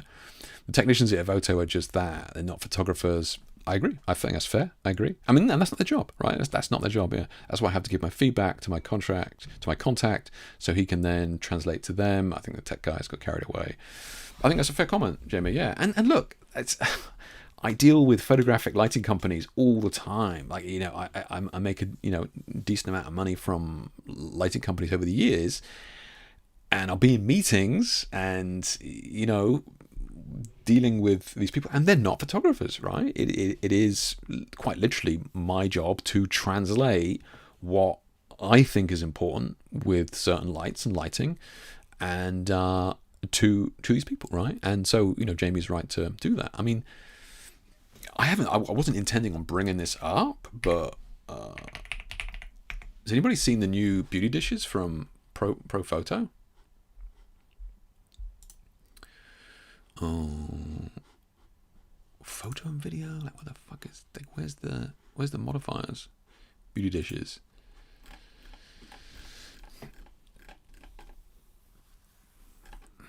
So, years ago, I publicly roasted them for this fucking thing, right?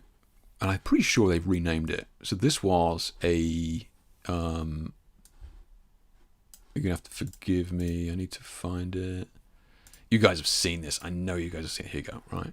So this is the soft light reflector or beauty dish that we're using at the time. I mean, this is, I don't know how much this head is, like $2,500, and you've got another 500 quid. Like, you got $3,000 worth of lighting kit here, and this was the result that you were getting, right? I mean, it's fucking inexcusable. It's absolutely inexcusable. Like, that was never tested by a real photographer. Inexcusable.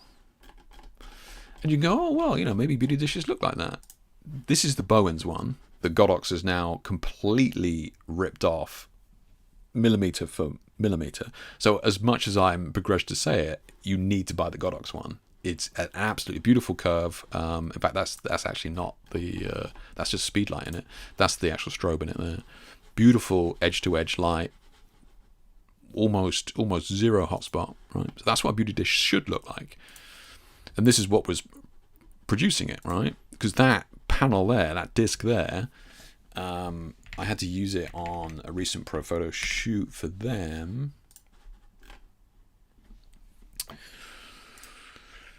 Ooh, I need to be careful.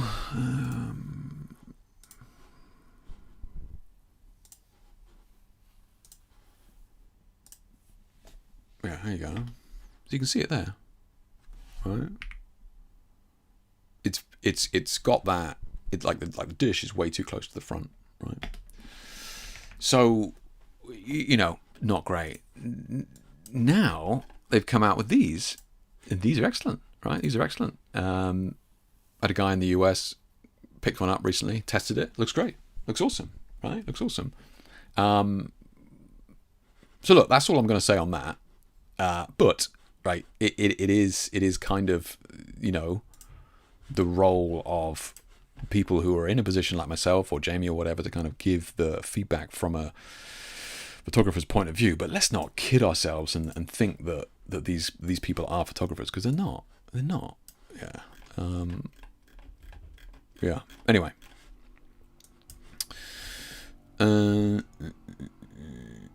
They are that dumb. Even the UK Home Secretary messed up this week by admitting stashing a cricket ball in a family shop to deal with the shoplifters, despite that being a criminal. Didn't hear that story. That's hilarious. That is one of the most British news stories I've ever heard. So Jamie says, when I was first using Evoto, I spoke with the rep who stated the processing is done on your GPU. Okay, thank you. That's okay. Well done. Not in the cloud. Might have changed. Damn, I sound like an Evoto apologist. No.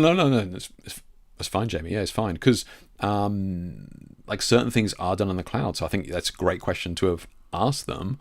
And yeah. I think it's a grey area as to like the processing and where the data is kind of thought about you know, because Photoshop's doing it as well. Yeah, 1984 re-edit the news. Yeah, Voto has always been the war with Eurasia. Yeah, this is why I never used AI retouching. Yeah, I mean, yeah, glass is clear. Yeah, I thought so, Paul. Yeah, I thought so. Yeah. Not a lot, just to speed things up. Yeah, my ex bought me the Godox beauty dish, and she knocked it over. Thanks, Jake, for the recommendation. I mean, you know, when you knock that over, it makes a bloody great noise. Yeah. Just your seasonal reminder to stay away from these fuckers who sell magazine covers to you. There's been an influx of these again. Like, it's just dumb, right? People wanting to be able to say, you know, published on their profile or whatever, or magazine cover on the profile. So these guys are popping up all over the place. Like, feature package here, cover feature. With this, you'll not only receive the interview feature, but also the prestigious cover feature and an editorial inside, along with a free digital copy. Oh, you get a free digital copy. So let me guess, it's not print then. Interview feature, answer 10 insightful questions that will delve into your creative journey and inspire fellow artists. So not only are they using your images, but they need you for the content as well. Your interview will be published the next print edition. Oh, there is a print edition. In the print edition, your interview will span 2 to 4 pages. Okay, $200, and that gets you in there and on the cover. So yeah, I'm not going to spend too long on this. Just be mindful of these people selling you places like this on a magazine is going to get you nothing unless you just really want to put front cover photographer somewhere. Yeah.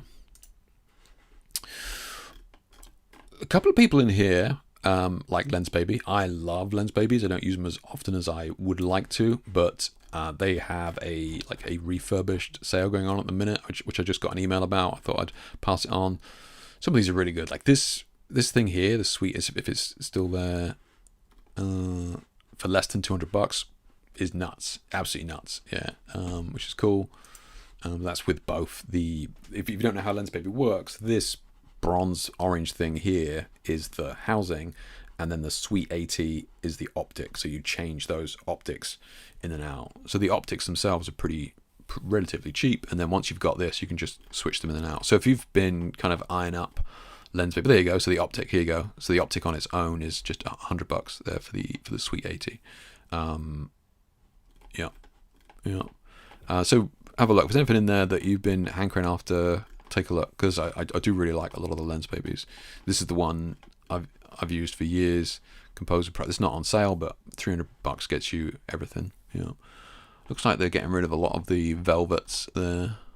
Yeah, or the old school ones. The old school ones that were just like this concertina thing. Yeah. I use Canva for publishing, no paid work and tear sheets, and no need to spend any money. Yeah, Canva's or Caviar. Sorry, not Canva. Caviar. They seem pretty good. Yeah, it's more of a community thing though, right, Paul? Yeah.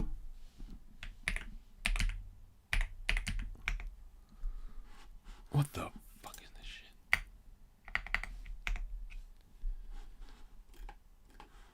Caviar. What is it? Is this it? Caviar? What's it called?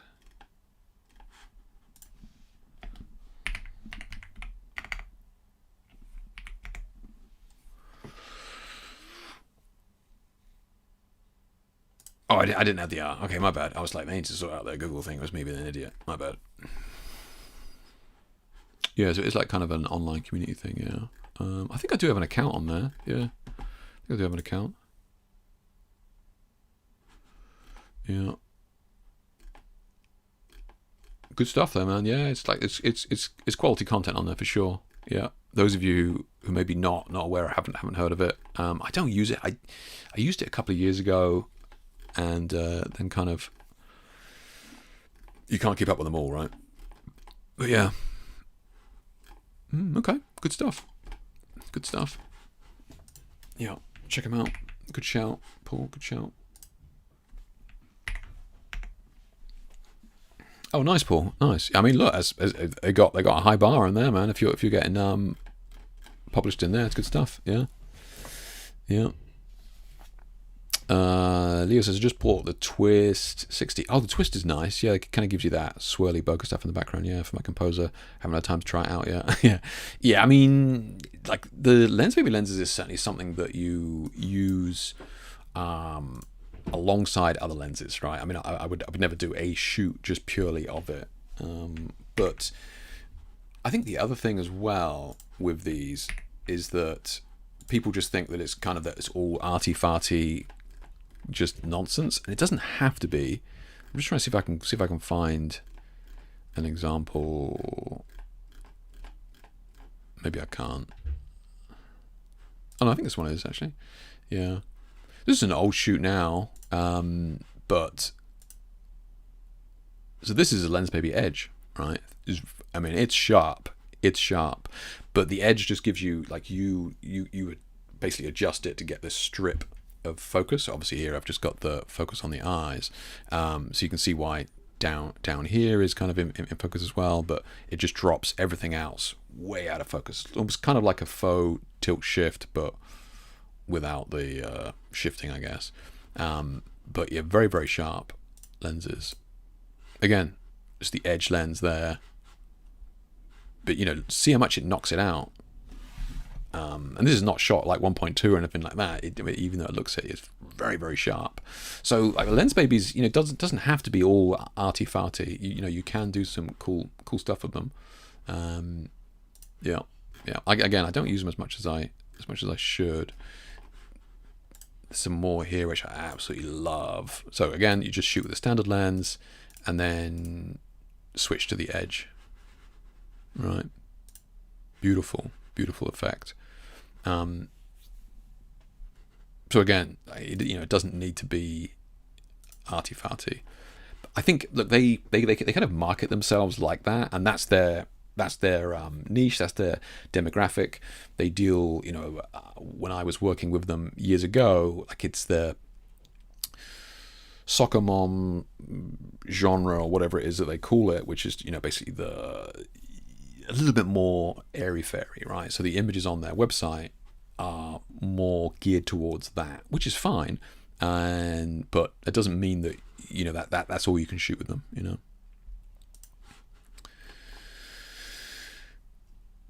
Don't really like the look of the Sweet, but I love the double glass too. Okay, double glass too. I don't think I've used that one or whatever that is. Yeah, I'm familiar with it.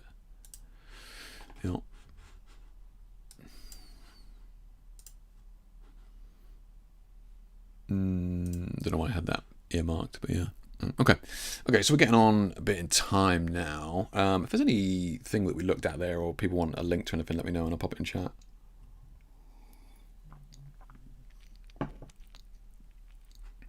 So let me just go back to share a shoe a couple of weeks ago, or was it last week? Last week.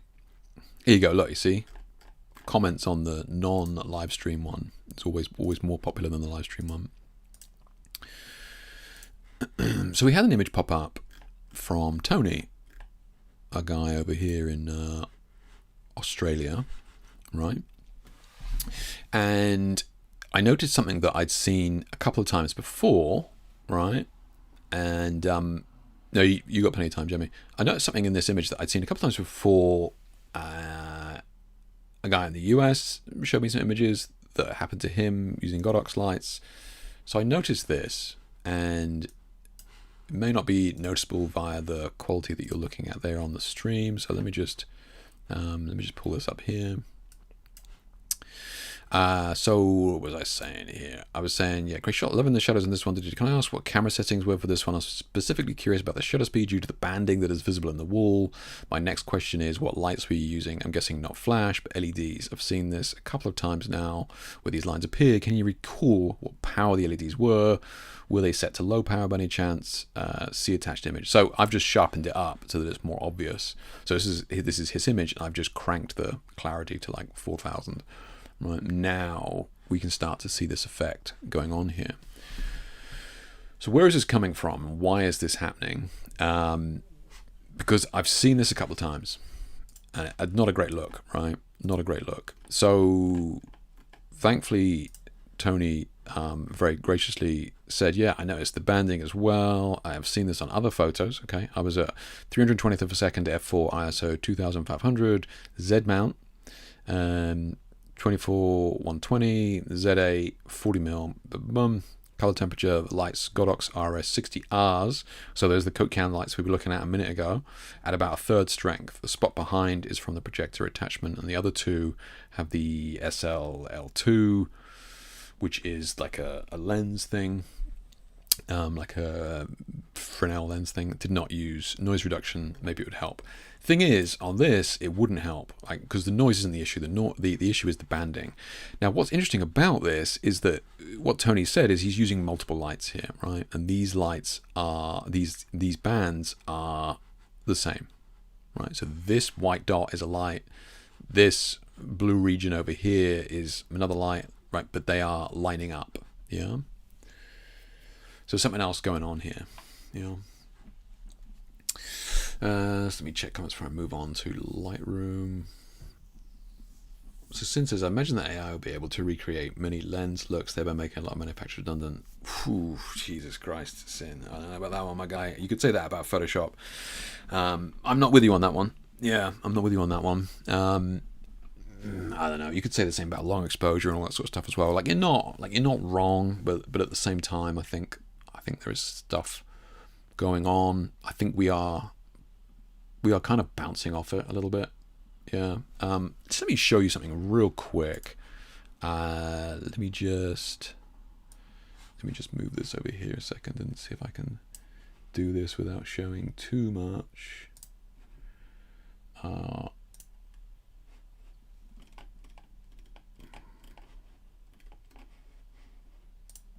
Wait 2 seconds. I'm just finding it. Okay.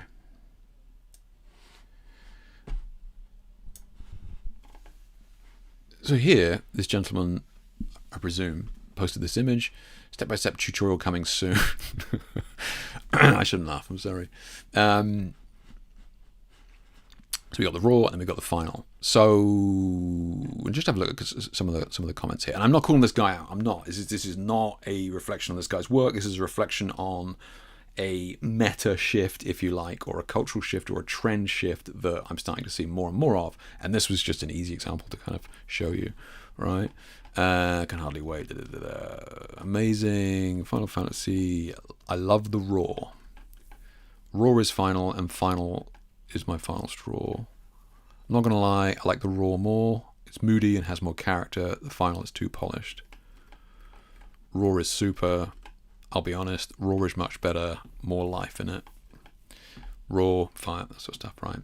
And you know, it just kind of carries on. Raw for sure. Just kind of, I prefer the raw. It just carries on like this, right?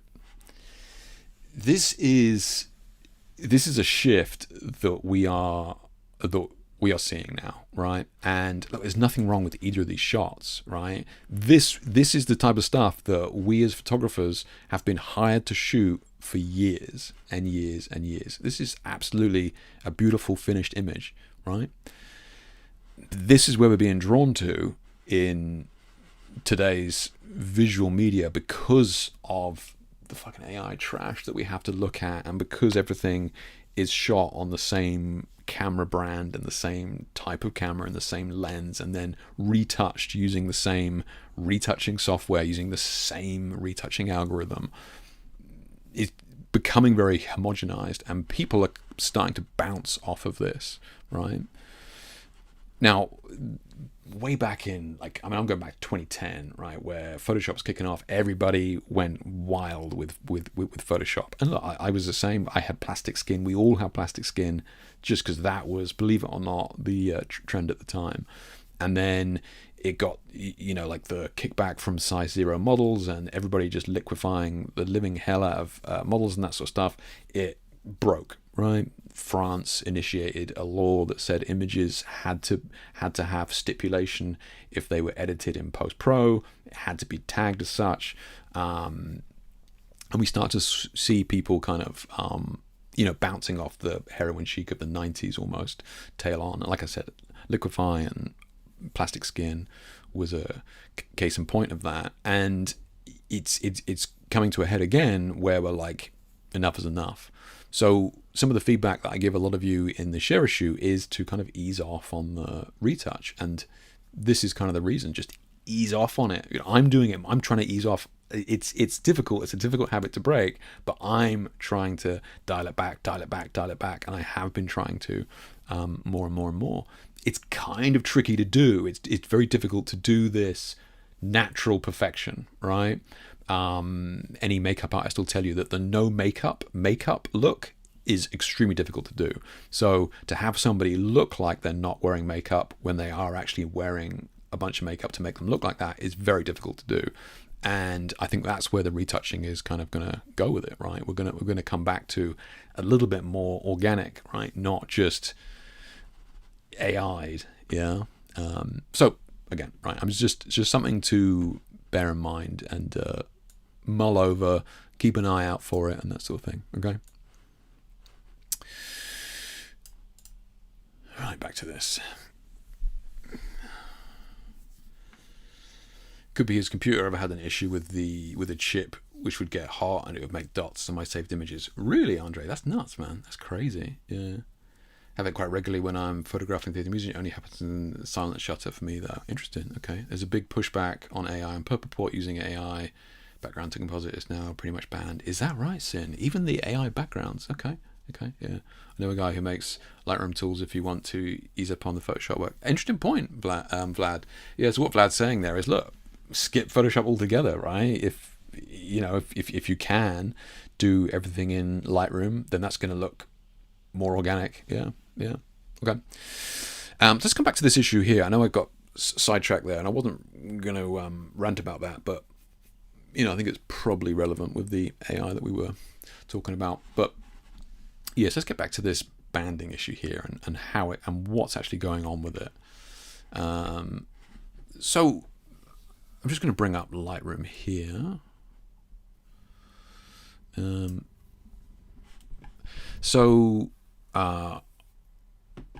For some months ago, a theatre lighting company reached out to me and they wanted to get some feedback on their lights, right? So they make theatre lights, incredible theatre lights, and like basically me consulting and offering feedback on the lights and that stuff is something that I get asked to do a lot, but it's interesting to have it coming from theatre lights, right? Because they were like, look, we're making these theatre lights, they're pretty damn bright, they do a ton of stuff. What would we need to do to make these lights more compatible for photographers? Maybe we could open up a line of photographic lights and that sort of stuff, right? So they came down. So what I really want you to be paying attention to as we go through some of these tests is going to be the shutter speed here, right? So 1600. So here the light 400th of a second. Not too bad, right? It's fine. We can get rid of this panel here a second. So 400th of a second up there, fine. Okay. Then we go up to 800th, 1600th, right? 3200th of a second. Now this is extreme. Like this is absolutely extreme, and we wouldn't see this in our photographic LED lighting, right? We don't see this, right? And it's to do with the hertz imbalance with digital camera and the LEDs that are kind of pulsing, whatever it is they're doing, right? And you can adjust the hertz on these lights. Okay, so they were able to adjust the hertz on the lights itself to make it so that we didn't have that banding at this frame rate. Now it's theatre lights. They would never normally have to deal with this because they're not shooting stills, right? Now the downside, I think you lose a little bit of brightness, but yeah, like they were able to get rid of it on the back of the light, adjusting the hertz value and that sort of stuff, so that we were able to shoot 3200th of a second and not have any banding, right? But this is what we need to be watching out for. Now, Tony's example that he showed us there is very different in terms of how thin the lines are and that sort of thing. So it made me think, like I said, I've had a couple people mention it to me now, so I did some tests myself. All right. I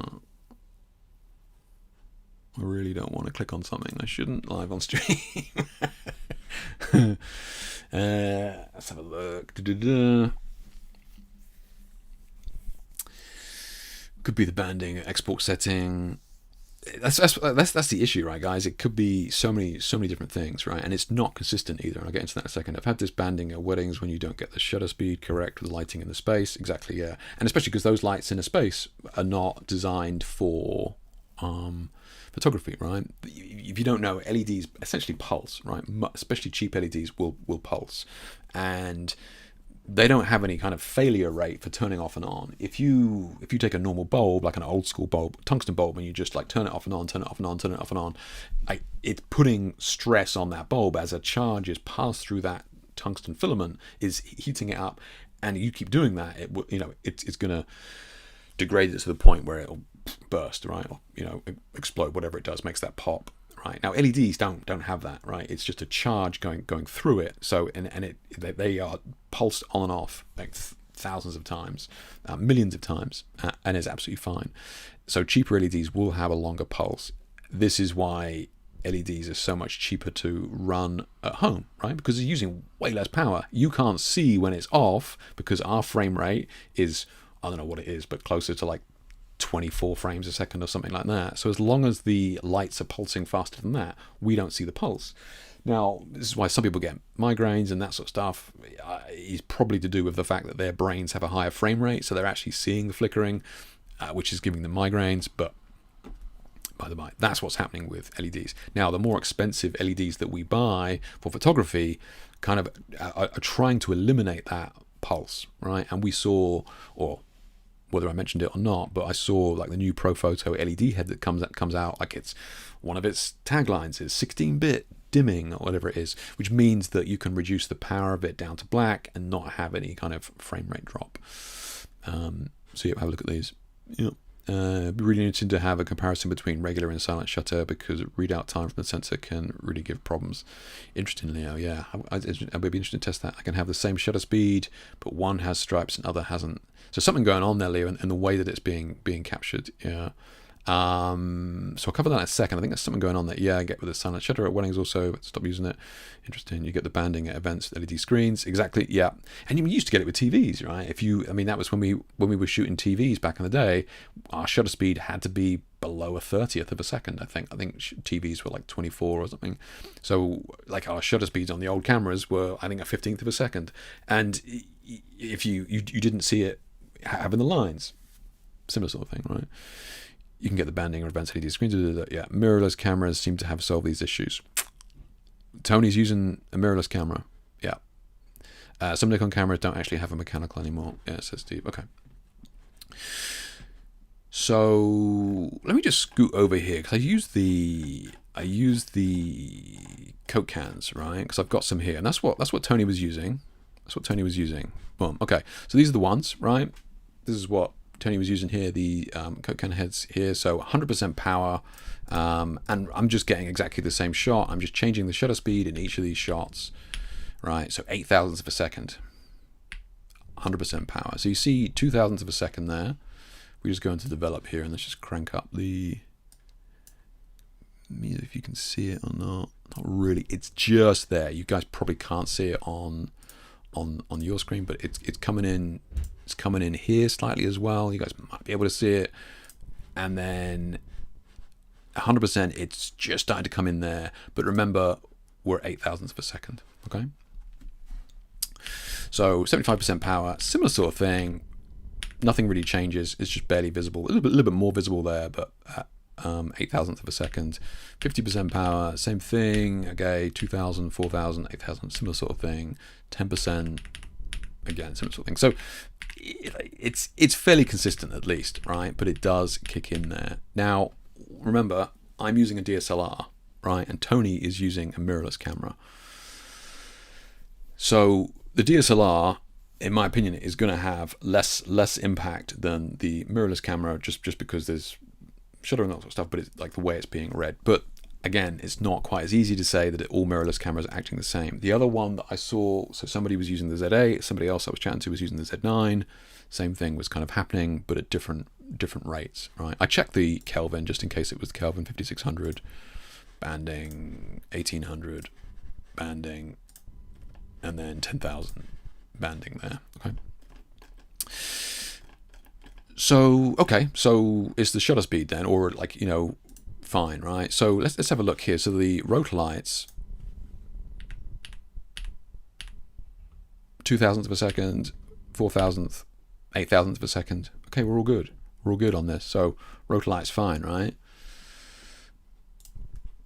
So 15% power, 250th, 500th, 1,000th of a second, 2,000th of a second, 4,000th of a second. So it's two things that is causing this. It's the shutter speed, but also it can depend on the way that the LEDs are being mapped. Certain LEDs are fine at 100% power, and it gets worse as you give it less power. So like this is pretty bad, but at 75% power on the rotor lights, it's fine, right? So as long as you're using it like high power on the rotor lights, it's fine, right? No matter what shutter speed you're using. The Godox, it doesn't matter what shutter speed or power output. No, it doesn't matter what power output you use on that Godox. It was giving you the lines, right? Now, both of the people that I spoke to, so Tony mentioned that his was shooting at 320th of a second on the Z8. The other guy, I was looking at his images, his was on the Z9. And that, I think, was 320th of a second as well, right? So those guys are getting it far sooner on the mirrorless Z8s and Z9s than they are on the Nikons, on the DSLRs, right? Yeah. Because, I mean, this is absolutely fine at 500th of a second here. Yeah. Hey, Horse, how you doing, man? So what's the frequency count? Nice, Jamie. Nice. I like it, mate.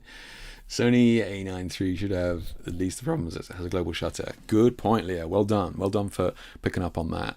So if you're not aware, the way that digital sensors work is that they kind of read the image line by line, right? That's what happens. They read the image very, very quickly, granted, right? Very, very quickly, but they read the image line by line. So this is where you get that rolling shutter issue.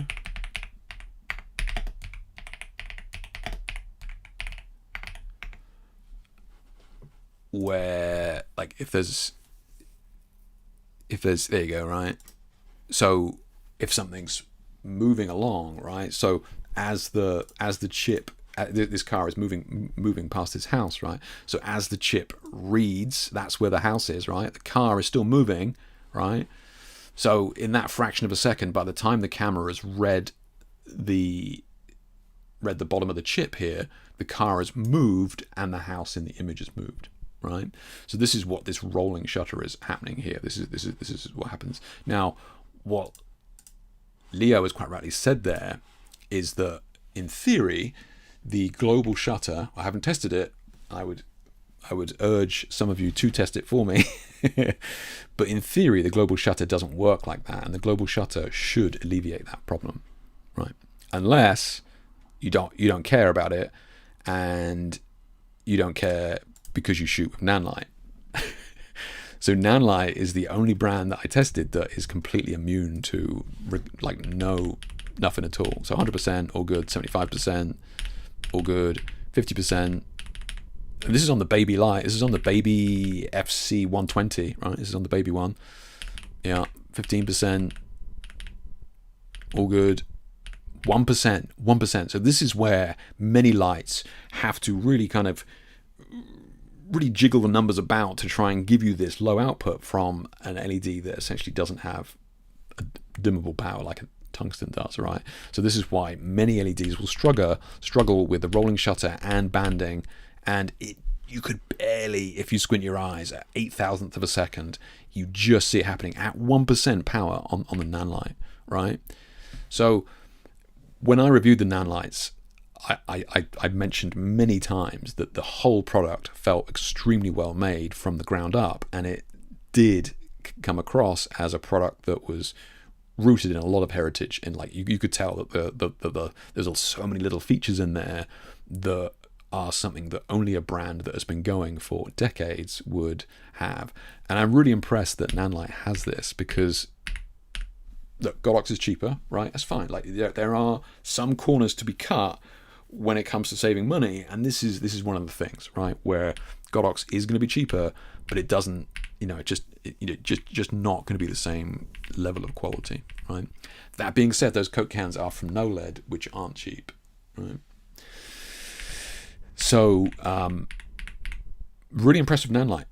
Like I was fully expecting to see exactly the same issue, right? Exactly the same problem with Nanlite, but absolutely nothing. Flawless. Like 0.008 of a second, 10% power, 50% power. Okay. So you'd be like, Jake, for Christ's sake, like, why have we not seen this more often? Well, most of us don't shoot at 0.002 and 0.004 of a second with LEDs, right? It's not something that you need to be terribly worried about. It's not something that if you're like, oh my God, I've just bought like the X light or whatever, and I've just bought the Coke cans, or I've just bought the rotor lights or something like that. Oh my Christ! Next time I shoot at 0.004 of a second or something like that, I mean, I've been using them for years and never really noticed it. The only time I have noticed it is when people were going above 250th of a second on certain mirrorless cameras. So it's not even like it happens on every single camera. Your camera, some of you are mentioning when you shoot, is it silent mode that removes it, or when you shoot in noisy mode removes it? You know what I mean? Where it makes whatever you guys call it. What is it that gives you no banding? Yeah, what is the recommendation from you guys for people to use to avoid this effect? There are seemingly other features as well that you could employ, but as long as you're under, I think 250th, something like that, you're going to be good, right? And if you are shooting rotor light, just whack it on anything above 75%, and you don't have the issue anyway, right? Regardless of the shutter speed, yeah. Noisy mode removes the banding. Okay, thank you, Leo. Thank you. So what Leo's saying there is when he goes to silent shutter, that's where he starts to see that banding effect. Yeah. I've done a new shoot with 160th and can't see the problem. Nice. Yeah. It's really, I mean, on my DSLR, I never see the issue. Even like worst case scenario, I never see the issue. Like 500, you can see it there. But this is very low power, right? 5% power. So, I mean, you can start to see it there. So, again, it's unlikely that you're going to be using it at low powers, but just always keep it, what is this? 50%. 50% is fine. Up to 4,000th, right? So, yeah, it's going to be two factors: the power of the light, and that doesn't necessarily mean it's a specific brand, because every brand is different, as we've just seen, right? So the power of the light and the shutter speed, right? If you're using Nanlite, it shouldn't happen at all. God bless their souls, right? Coming in absolute champs. I haven't seen anybody praising Nanlite for this, which is kind of weird. You'd think they'd be all over that, but maybe we're just too far down the nerd rabbit hole for it to matter. But Nanlite's absolutely fine across the board. Obviously, the Kelvin at different powers is questionable, but that happens when we adjust the power on a RGB head like that. Yeah. Interesting. So 15%, yeah. This is what Vlad was talking about earlier on. Don't just mindlessly believe the readout on the back of the light.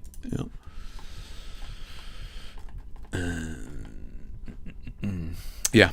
So interesting. Look, I mean, do your own test. Take like 2 minutes. I mean, it took me half an hour or whatever to do these. White wall, set up a light, take some shots. All I'm doing here is I'm obviously keeping the F number the same, and then as I increase the shutter speed, I'm increasing the ISO to compensate, right? So one stop on the shutter, one stop on the ISO, right? And then it just gives you a consistent readout. Yeah. So test it yourselves, because maybe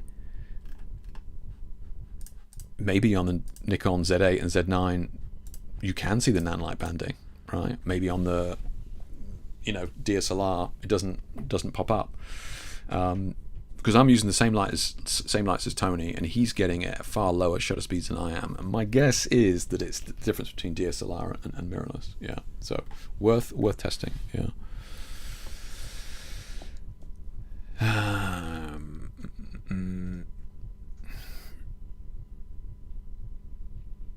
Should definitely be a new menu setting, by the way, enable noisy mode, right? That seems like a missed opportunity to me, Leo. Yeah.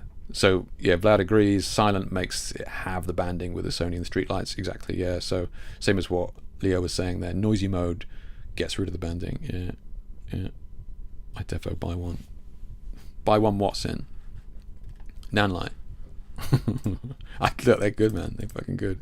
They're not the cheapest on the market, but it's good stuff. It is good stuff. Yeah. Yeah. So look, if you've got any questions on that, or if you've got any images that you come across that you've created something similar, I'd be interested, like genuinely interested. I know it's super nerdy,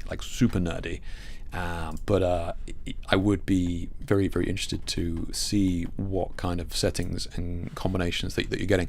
What's kind of worse about this is that, like, if you weren't really paying attention, you may well miss this on the day, right? Because you just like, oh, it's kind of not there, and then it's kind of here. The other thing as well is that Tony's got the banding all the way down, whereas pretty much on my DSLR, I was only getting it at the top half, which is kind of weird. But yeah. So yeah, keep an eye out for it. It will be almost impossible to fix this. Yeah, the images that I saw from my American friend over there in Boston, beautiful images, absolutely ruined by this effect. I'm being honest, there is absolutely no way to fix that. It would be, almost impossible to fix that. You'd have to have a specifically built dodge and burn mask that lines up perfectly with feathered edges to even come close to fixing that. But the human eye is remarkable at spotting repeating patterns like this. So yeah, it would be almost impossible to fix. Yeah, almost impossible. Yeah. So thank you for Tony for sharing some very detailed information on the actual shot that you took. Yeah, good stuff. Banana light. Yeah, agreed, man. Yeah, good. They're good stuff. Yeah, take try your camera in live view, and then use the electronic shutter. Oh, good shout, Steve. Yeah, good shout, man. I didn't think of that. Yeah, so what Steve's saying there is put it in live view, like shoot like a wanker, where the camera's out in front of you, and yeah, take a shot there. And that'd be interesting, Steve. Yeah, good shout. Yeah. Okay. The only time I got banding was high-speed sync and Canon 50 for portrait shot. Yeah. High-speed sync is remarkable tech. It's super clever. But yeah, I definitely have seen that. Yeah. You definitely know when that's kicked in for sure. Yeah. Okay. Let's have a look at some movie posters then. Let's see what we got. So we kind of chatted previous live stream about inspiration and keeping motivated and looking for new ideas and that sort of stuff. And I mentioned at the time that a lot of my inspiration typically comes from outside of photography, so like anime and manga and that sort of stuff, where I'm looking at colors. I'm not really looking within photography myself. And one of the things that I'm always fascinated by is like a decent movie poster. And again, because of color, right? A lot of the times it's the colors and what they're doing with the color, because movie posters by design have to capture your attention very, very quickly, and they need to kind of keep it. So it needs to be very graphic, very bold, punchy, very easy to read. So normally the color grading is really, really strong. Yeah. We got the classic just wash, right? Like we see this with more drama movies. We just have a single wash of color. Obviously you got the animation here, which is very, very brightly colored. Animation again, brightly colored there. That horror one is nuts, man. That's crazy. Can you imagine submitting that? Like, there you go. That's the image. Excuse me? What is the post-pro on that? It's going to get your attention, man. That is going to get your attention. That's nuts. Two-tone, right? Again, very bold.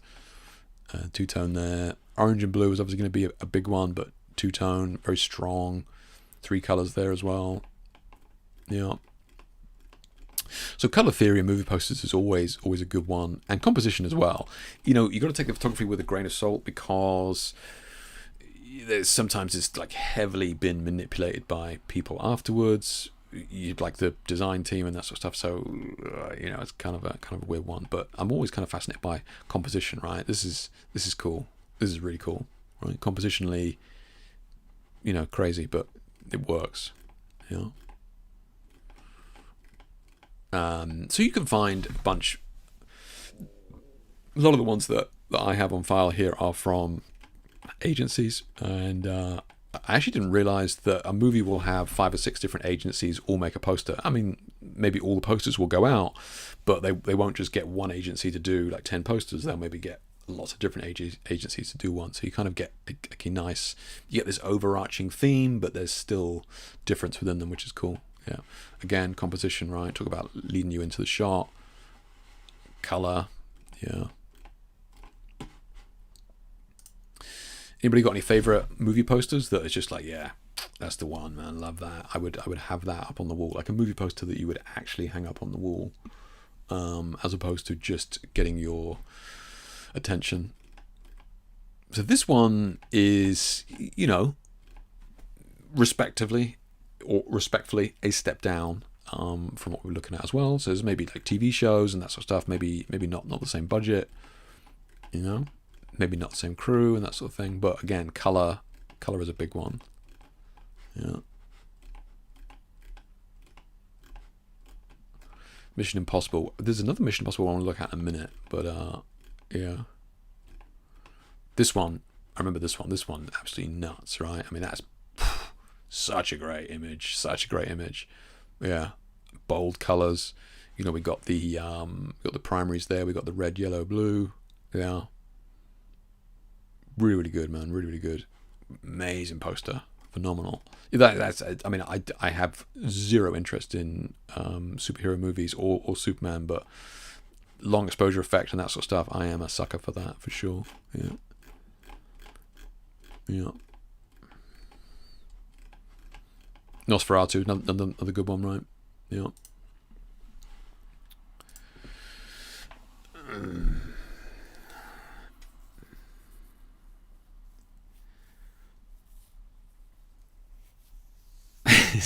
Can't believe Sin looking for a discount. That's crazy, man. That's nuts. I don't know whether they gave me one, Sin. I don't tend to give out discount codes because fuckers like you get teasy when I give out discount codes because I'm a sellout, and then the other hand is, can I have a discount code? So I tend not to include discount codes just because it's not like I make a few quid. It's not really worth it. But the onus is the affiliate codes and all that shit is not a great look. You know? But I will see if they gave me one. Yeah. You'd like the layer cake movie poster? That's right, Paul. Yeah, that was a good one. I do know the one you mean, actually. Yeah, Escape from New York, classic, Jamie. The one with the head of the statue. That's right. Yeah. That's right. I remember that one as well. Yeah. Just getting a gauge for the average age of my audience in chat.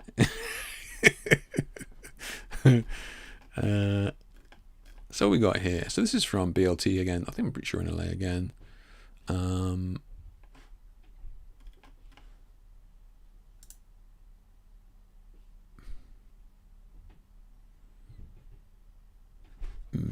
Again, I was just kind of looking at the color wash. Yeah. This sort of thing as well, right? It's useful in terms of composition. It's like they get away with it with the movie, but at the same time, you are definitely gonna look at this poster twice, right? When he's upside down in it. Yeah.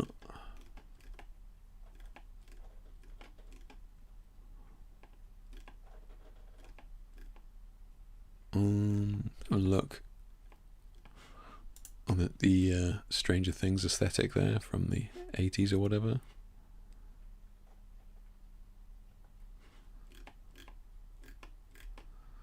None of these are grabbing me. They're okay. Barbie one was obviously a classic at the time, right? It was that one definitely caught your attention at the time. Guys, it's just a pink square. Like, the other thing with the type of movie posters, like comedies, have the white background, right? Have you ever noticed that? They have the white background, typically with red font in there somewhere, and that is usually going to be a comedy of some sort.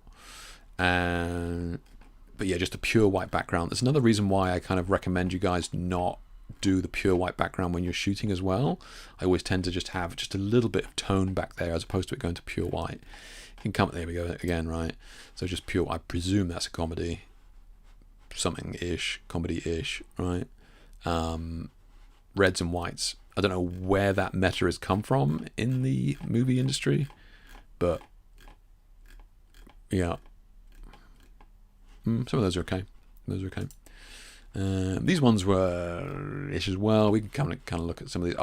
If you're watching, I'll cut this up and put it as a YouTube cut. But if you're watching the cut of this, I'll make sure I put all the links to this in the description.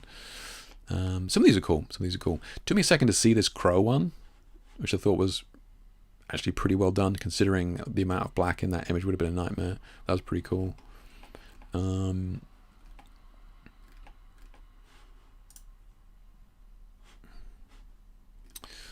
of the John Wick ones are pretty good. They did a whole bunch of them, right? The hell? Wick is pain.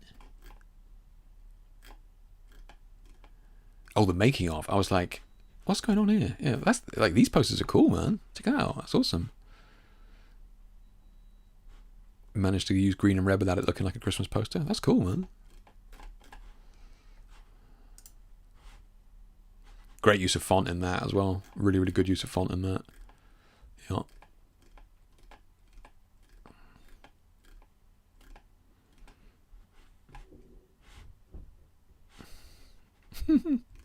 Clever. So we'll just go through a couple more of these. That's great. Again, you know, given these color grades and final looks as well. Really nice. Some of these old school looks, like the more painterly. I presume this is what this agency kind of specializes in, but I do really like them. Yeah. That's clever. Shapes and stuff here, shape and color, very nice. Again, shape and color, bold, like it. Okay, we'll just go through a couple more of these. Nice. Peaky Blinders, March 20th. I might actually go see that.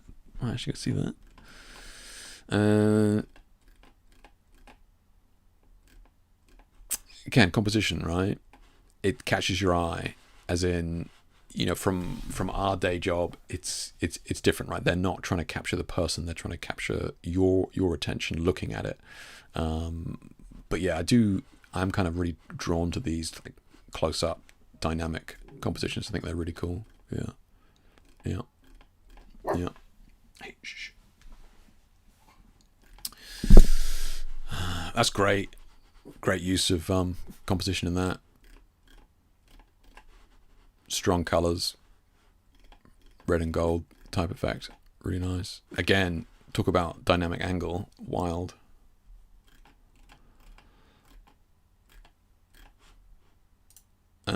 Ignition is hit and miss as well. You can have a look at some of those, but yeah, nothing crazy. This one was called P&A is good. Yeah. This one has some good stuff. This one actually also credits the photographer in some of them as well. Imagine that. Yeah.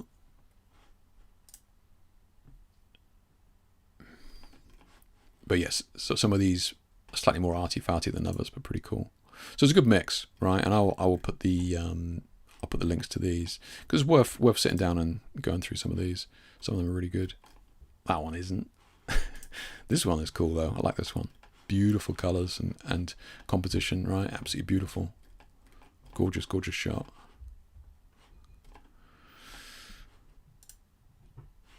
Again, composition wise, very, very powerful. Yeah, good stuff. And then lastly, this one, this Concept Arts again in LA. This one, I mean, I love the Alien Romulus poster. I think it's so good. Simple, you know, just that wash, but extremely graphic. Very powerful image. And this one was like, I know, steady on, but this one is like the old tintype images. And the way that they were captured, like the eyes were like brilliant white in them, right? Just really strong, brilliant white in them. And this is kind of reminiscent of that. Interesting effect, but really powerful shot. I actually like it a lot. Yeah, I think it's very cool with the, you know, the kind of overexposed height, you know, catch lights, and then everything else darkened down. Kind of a cool effect. Yeah. I don't know who you could get away with that on apart from Tom Cruise, but yeah. And then here is, I think there's just a couple more. I think this is actually getting more into individual photographers' work, right? So again, a bit hit and miss on some of these, which is like, it's fine. You know, we weren't there on the day. We don't know what constraints they had when they were shooting. But yeah, that's cool.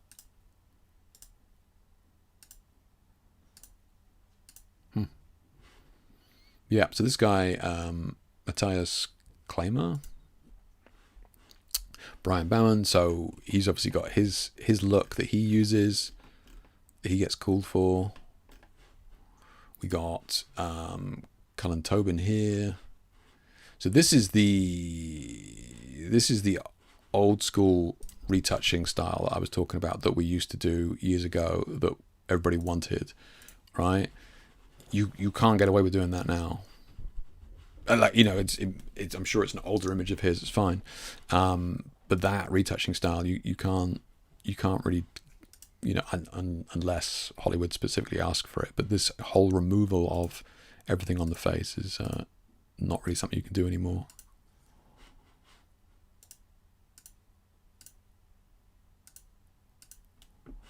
Yeah. This guy's great. Yeah, Frank Ocken, whatever his name is, Ocken Fells. Nailed it. This guy's got some great stuff. You should, we won't go through it here, but this is kind of like so good. Yeah. Solarized effect on the old wet plate. Yeah. This is this little bit of motion that I've been talking to you guys about with LEDs, right? It's just something about it. It's just a little bit of energy there, which I love. These are gorgeous images. I mean, like these old wet plate styles are phenomenal, man. So good. See what I mean? Just a little bit of like, you know, breathing portrait type thing. I think that was the title of the section in the ProPhoto article. I called them breathing portraits or something like that. Yeah. We won't go through all of his work here, but definitely check out this guy's work.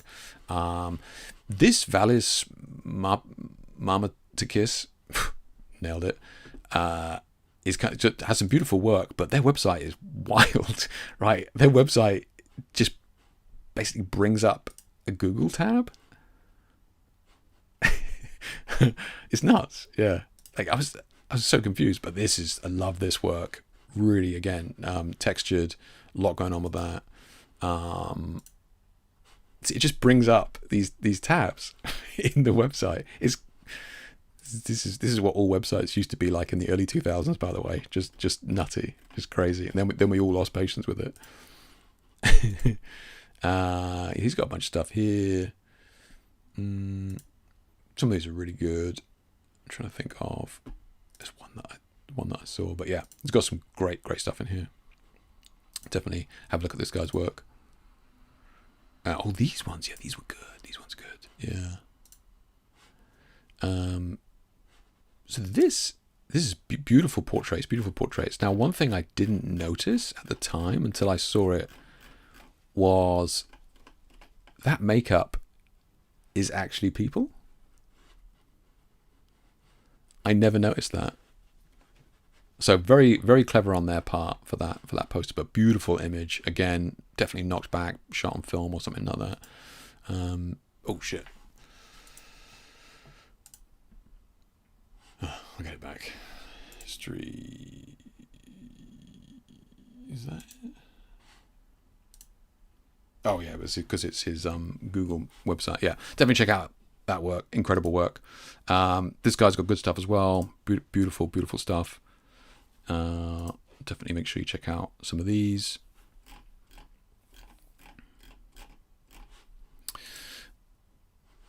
This one has as well. If you're interested in the movie posters, this guy does some good posters as well. He's got some beautiful portraits in here as well. Starting to see these white corners coming back as a style as well. I'm seeing more and more of these white corners coming back, which is something that we had years ago. And this is what Jamie sent me. So this is like an archive of movie posters. This is basically everything, all in one place. It's absolutely crazy. I got lost in here instantly.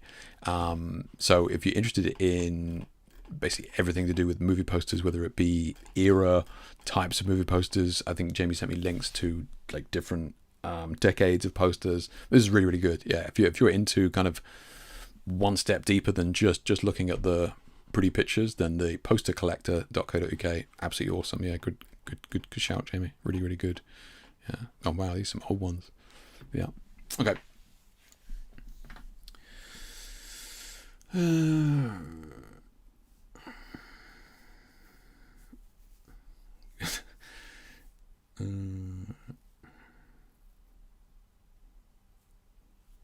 Like the poster from Drive. I was that's some beautiful colours in that one. Yeah, I remember that one. Yeah. Fight Club. Yeah, Fight Club had so many posters. The soap. I mean, Fight Club was. Yeah, I'm definitely. The witness has been led by how great the film is with those posters. Yeah. Watchmen had a great set of colours. Yeah, true. That's bold. Yeah. Again, they were they lent into the comic book colours. Yeah. Cinematic blues and yellows. Kind of done to death. I think we're easing off on it now. But Sin's right there. Obviously, we see a lot of orange and blues in, a lot of stuff. All over, right? There's also a retro-inspired one for the Steven Soderbergh movie, The Limey. Okay, I think it was in the links I sent you. Okay, I'll have a look, Jamie. Okay, interesting. Yeah, good from a design point of view. Fair enough. Yeah. The Bone Temple was well color graded. I think we did see that. Yeah. I have to dig that out. Was it good? Was it? Didn't. Maybe I'm thinking of a different one. Yeah. Because I was surprised at how many different types of movie posters a movie had from different agencies and photographers and all that sort of stuff. I just assumed that the job was given to an agency and then they delivered like a whole raft of movie posters, but it's not seemingly done like that. Yeah. I saw the Mission Impossible one with Tom Cruise done by several agencies. So, yeah. But yeah, just sit down on that and looking at impact, right? If you're into that type of powerful impact portrait, then movie posters, some of them can be great examples, because too often we can just see just person in top third, eyes a third of the way down, nose to camera or whatever, light above, and I think movie posters definitely break that mold because their plan is to try and get your attention, right? So you can get some really cool compositions, and some of them I showed you there about bold compositions, worth playing with, right? You don't have to keep it, but if next time you're doing a shoot, get your regular shots for sure, and then take a risk, crop in or do something crazy with it, do something that's different. Yeah, plenty there. So yeah, check it out. But yeah, thank you, Jamie. A couple of other people sent me links as well, which I couldn't find on Instagram, but thank you to you as well. But yeah, okay. So if anyone wants to see links to those, I will put them in the live stream cut that I'll do probably tomorrow, and I'll just whack all the links in there. So just take a look. Yeah. All right then, guys. It's getting to that time where we need to have a look and see what you've been working on. Let's get rid of this as well. Get rid of that. Here we go. Okay, so I'll just give this a quick refresh to see where everybody's at with the images. Oh, Vlad's added one. Nice, nice. Love to see it. Okay. So if you just join in later on in the stream now, what we do is every couple of weeks we go in the live stream, we go through and check out your images. It's every Monday night on Facebook. I post a share a shoot. You can pop your images in there and get some feedback if you like. So this is what people have popped in this week. You can have a look. So I've got one from Vlad here. Spent lots of time outdoors lately, so no studio work for me. Here's one that got super disliked on Reddit because of the amount of light I added, which looks unrealistic, and lots of love on YouTube where I showed how to add light. I think it looks legit, man. I think it looks legit. You know, light acts like this in these kind of multiple beams and stuff. Yeah, it looks good. This is a great shot, man. Really cool. Love the colors. Beautiful colors. Yeah. I mean, maybe you were just doing it to show a tutorial and that sort of thing, but I think the image was probably a fantastic image without the light as well. So yeah, I'm always a big fan of these beautiful mauves and stuff. Yeah, mixed in because normally we see these mauves in the, alongside the warmth in the sky, but you actually got the warmth from the lights below here, which is kind of cool. Yeah, yeah. And lots of love on YouTube where I should have add the light in Lightroom with 3 clicks. That's impressive. 3 clicks. Jesus Christ. Yeah. That is nuts. And oh, you got it here, yeah. Oh, no, shot on the old RX 100 Mark IV. And you can see the remote in my hand. Nice. I love this pluggable cameras. And here's the YouTube short. Oh, nice, man. Yeah, okay. Okay. Good stuff.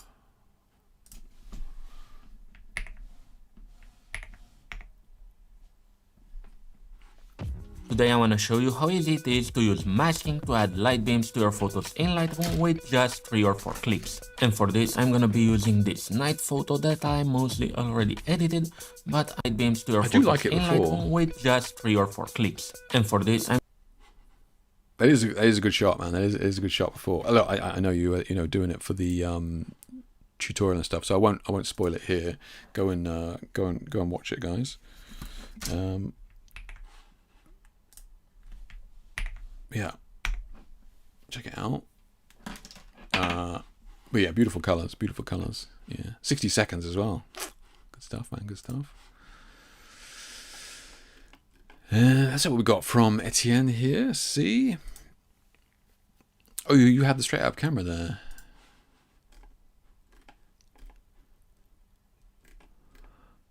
Oh, the image. Oh, in the video was straight out camera. You gotcha. Yeah, or at least it was. Sure, I uploaded it. Oh, you mean here? I don't see it here unless I'll give it a quick refresh in case it came in later on.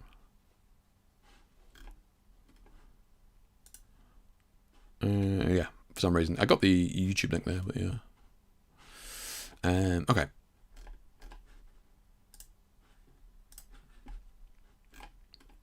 Etienne getting himself shadow banned there from Facebook. You see that? Good stuff, man. Beautiful work. Okay, it's looking at 2 lights set up, 1 gel, 2 basic reflector, but 1 with grid. Grid. Okay. Excellent work, man. Excellent work. Yeah, love the color wash on this. Bold move with that block in there. Very kind of graphic design. I like it. But also, her kind of peeking around it as well. Obviously, that being the intent of adding layers to a shot where there is no layers. It's clever, man. It's clever. I like it a lot. Yeah, it's good. That's good. Yeah. Nice light as well. We definitely, we're drawn to the top half of the image where the face is. That's where all the light is. And then we still have some data down here, some mystery. Yeah, beautiful work, man. Good stuff. Really good. Yeah, I like it. I am trying to pick holes in it, but there's nothing that's jumping out at me. Yeah, nothing that's jumping out. Yeah, I would only lift the chin just a tiny bit, or bring the light down just a tiny bit to open up the face. But like, this is excellent. Really good. When I say open up the face, just to get slightly more even light, top of the cheek and below. But excellent stuff, man. Really good. Beautiful work. Pleasure.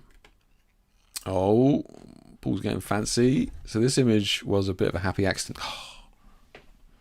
I admire you for admitting it, Paul. We're all friends here. I respect it, mate.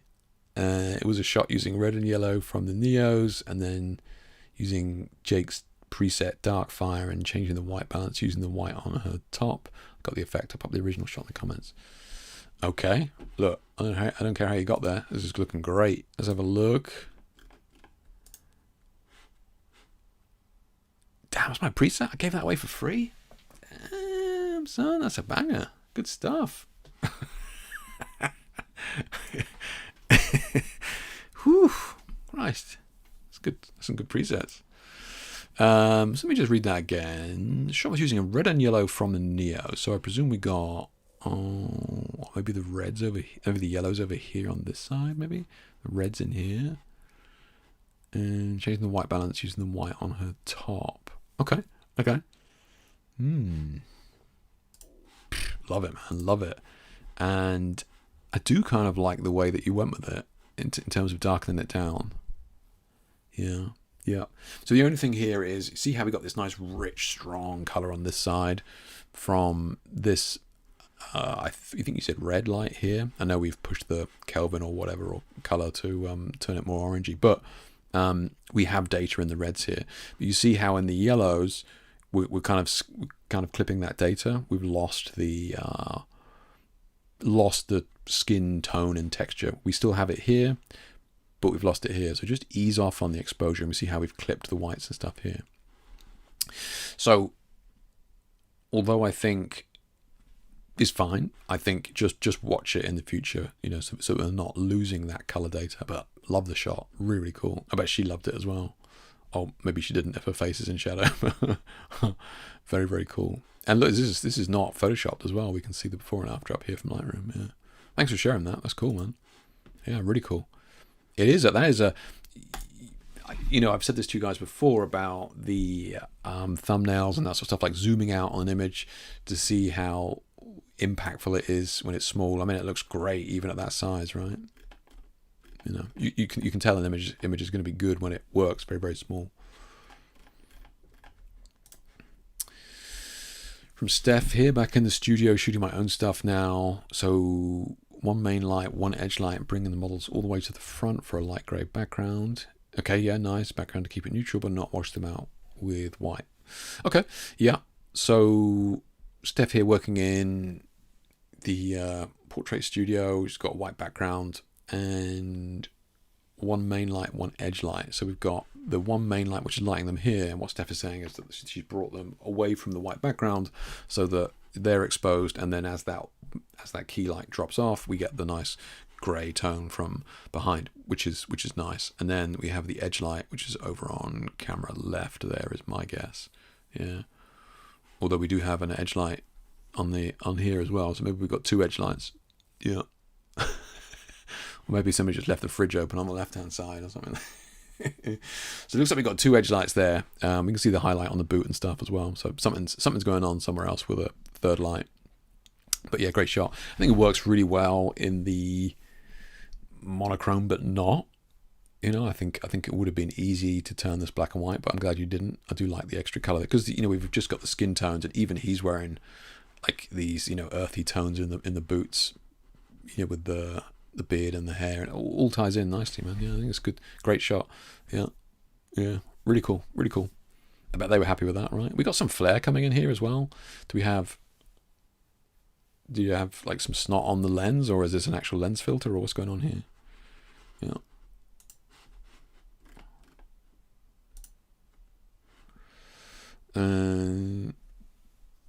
I've uploaded two because I'm still a bit lost at the moment. Couldn't decide. No worries, Jimmy. I'll have a look in a second. So we've got more stuff from Tony here. No fucking way. You see the banding? You see it? It's there.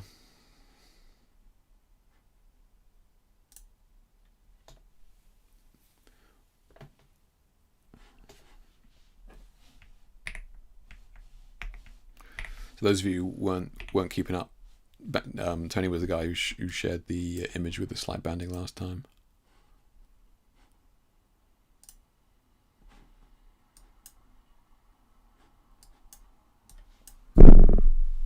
Yeah. There it is. There it is. So Tony, when you wake up, Tony is Australian based, so it's probably like I don't know, 6 o'clock in the morning for him, 7 o'clock in the morning, something like that. So yeah, Tony, when you wake up and get your coffee, just let us know in the comments of this what the shutter speed was on this. Yeah, I presume you're using the Z8 again. Yeah. Yeah. Okay, so more LED lighting, shot f1.4 to blur out the background. Yeah.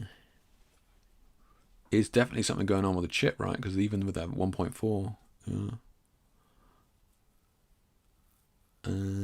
Oh, that is you, Tony. Oh, I didn't realize that was you, Tony. Okay, nice. So, any idea what shutter speed you're at here, Tony? Good morning to you as well. What time is it for you? Yeah. So, more LED lighting, shot f1.4 to blur the background. You're up early. A white light on the model and 2 lights to provide the blue on the background and purple with Go projection. Okay, yeah. He's a bandit. The fuck. 1.4 to blur the background, white light on the model and 2 lights. If you just tuned it, did you see the section on the LED lighting earlier on, Tony? But I did cover it. And I did some tests and shared the Lightroom results. So if you just missed that, then check the scroll back on the stream afterwards, because we went through it and kind of looked at some of the reasons as to why it was happening. So take a look at that. Basically, you need to test what works on yours, because I'm getting different results to you, even though I'm using the same lights. So I think it's to do with the different cameras. Yeah. You did see it. Okay, cool. Yeah.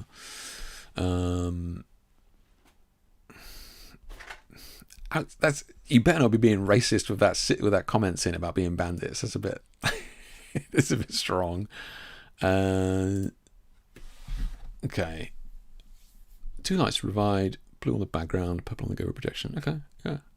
Look, I think overall the shot's great. I'm not sure about the diagonal down here, and also the kind of overexposed on the face there. Just ease off on that exposure there. You shot this at 1/60th, Tony. Really?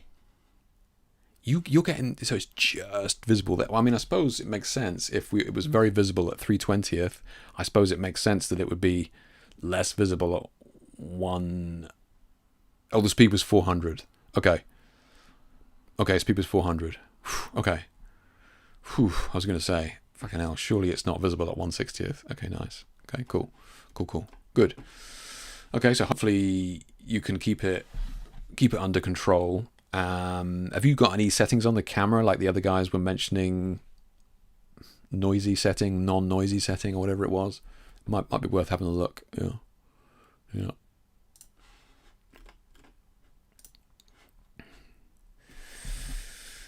So Edgar here, I use a Sony A7R4 paired with an 85mm lens. The lighting setup, this is a beautiful shot, by the way.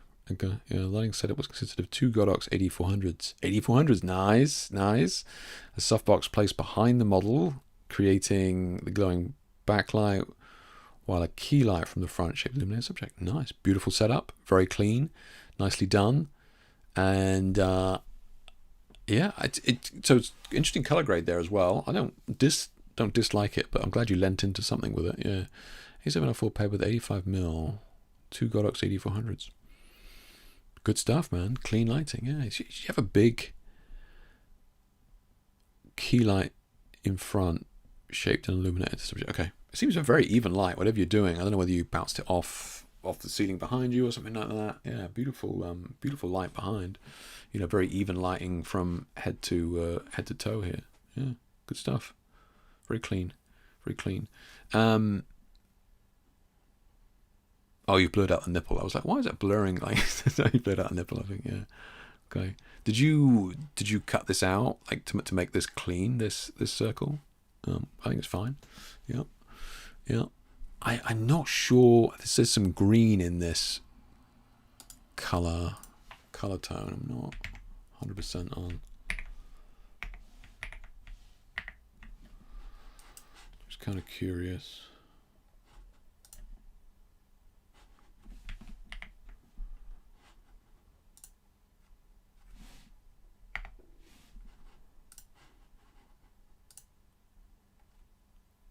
yeah, I'm just kind of curious as to playing around with the colors just to make it a little bit less green. That was all. So all I'm using here, so you guys probably can't see it underneath the camera there, all I'm using here is the channel mixer.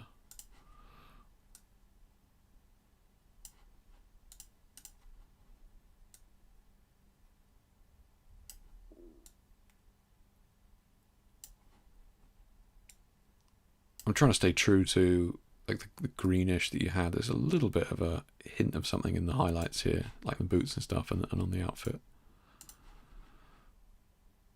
And nothing going on in the blue. Yeah. Yeah. Something to play with for sure. Yeah. Color grading is not about right or wrong, just a different way of doing it. Yeah. Yeah. Cool shot though. Really, really cool shot. Yeah, good stuff. Good stuff. Oh, it's you again. Nice. Yeah. I am terrible at keeping up on whose name is who in on the two platforms. I do apologise. Yeah. I've been using 150 and ribs it. Nice one, Tony. That's good, man. Yeah.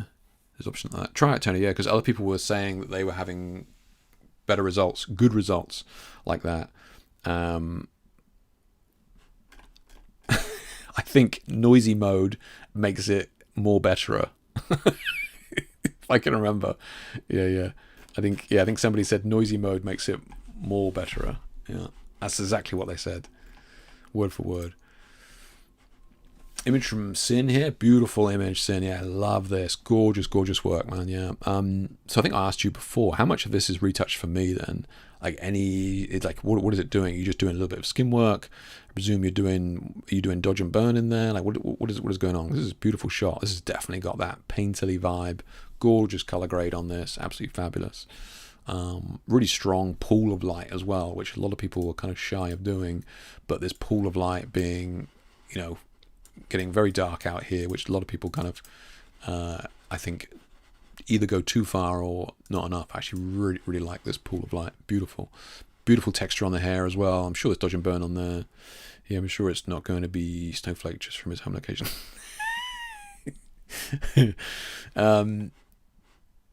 Yeah, Cindy, you're doing dodge and burn on this, or is retouch for me doing this? Yeah.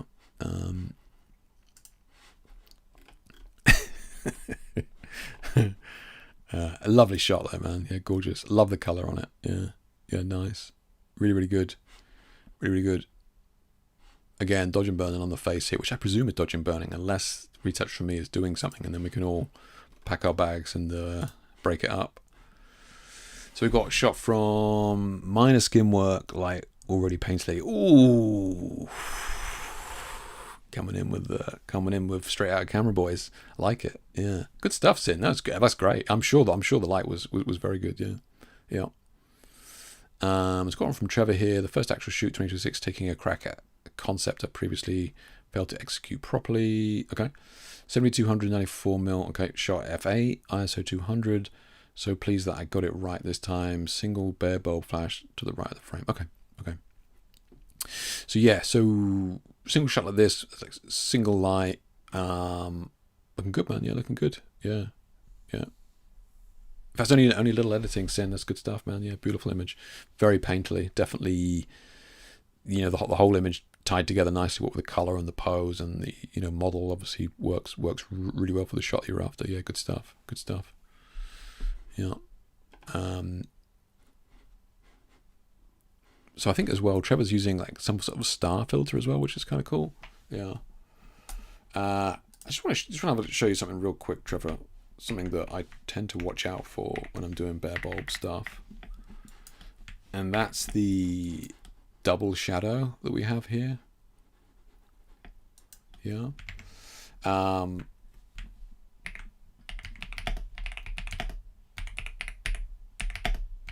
think it should come up. Yeah, here you go. So if you're going to use bare bulb, like this double shadow thing is something that a lot of people do. It's just something to be mindful of. The reason it happens is the bare bulb is giving you one shadow, and then the bounce light within the reflector is giving you that second, third, fourth shadow. This is an extreme case here. Right, just a bare dish. There you go. Start to see that double shadow. If you just use a diffusion gel, it just cleans it right up. Yeah. So it should still be a hard light because of how far away it is and how small the light source is, but a diffusion gel over that bare bulb will just take the take the weird multiple edges that you get on that. Yeah.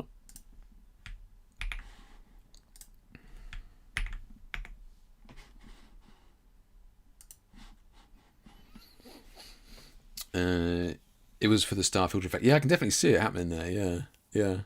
Fair that last time. Okay. Oh, was that the one? We did see it last time. It didn't pop up. I think you had a sequin dress as well last time, right? It didn't pop up. Yeah. Makeup and lights about 80% of the final shot. I mean, agreed. I would say makeup is sorely underlooked or overlooked, whatever you want to call it. Yeah, not appreciated how powerful it is by many photographers. I agree. Yeah. Oh, this is great. Then it's looking good. Love this. Strong. Edging saturation. Fabian showed me some pop art Andy Warhol vibes in his mood board, and so we tried an almost comic-like saturated look.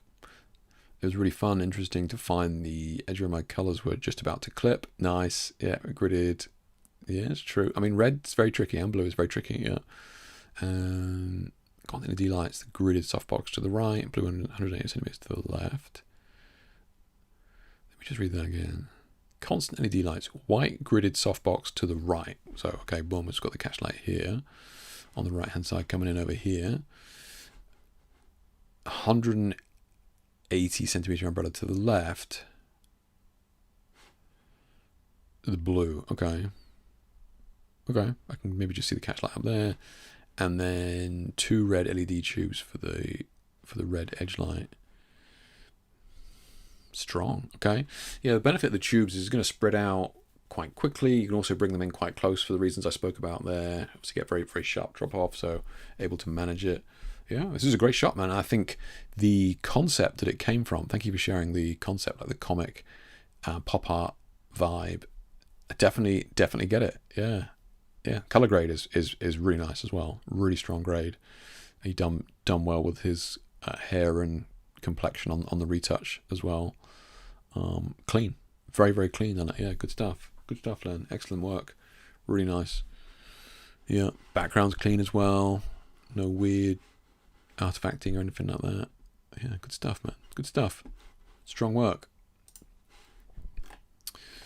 One from Bob here as well. Jim shoot this week had a little color, face blurred for opposite reasons. Okay.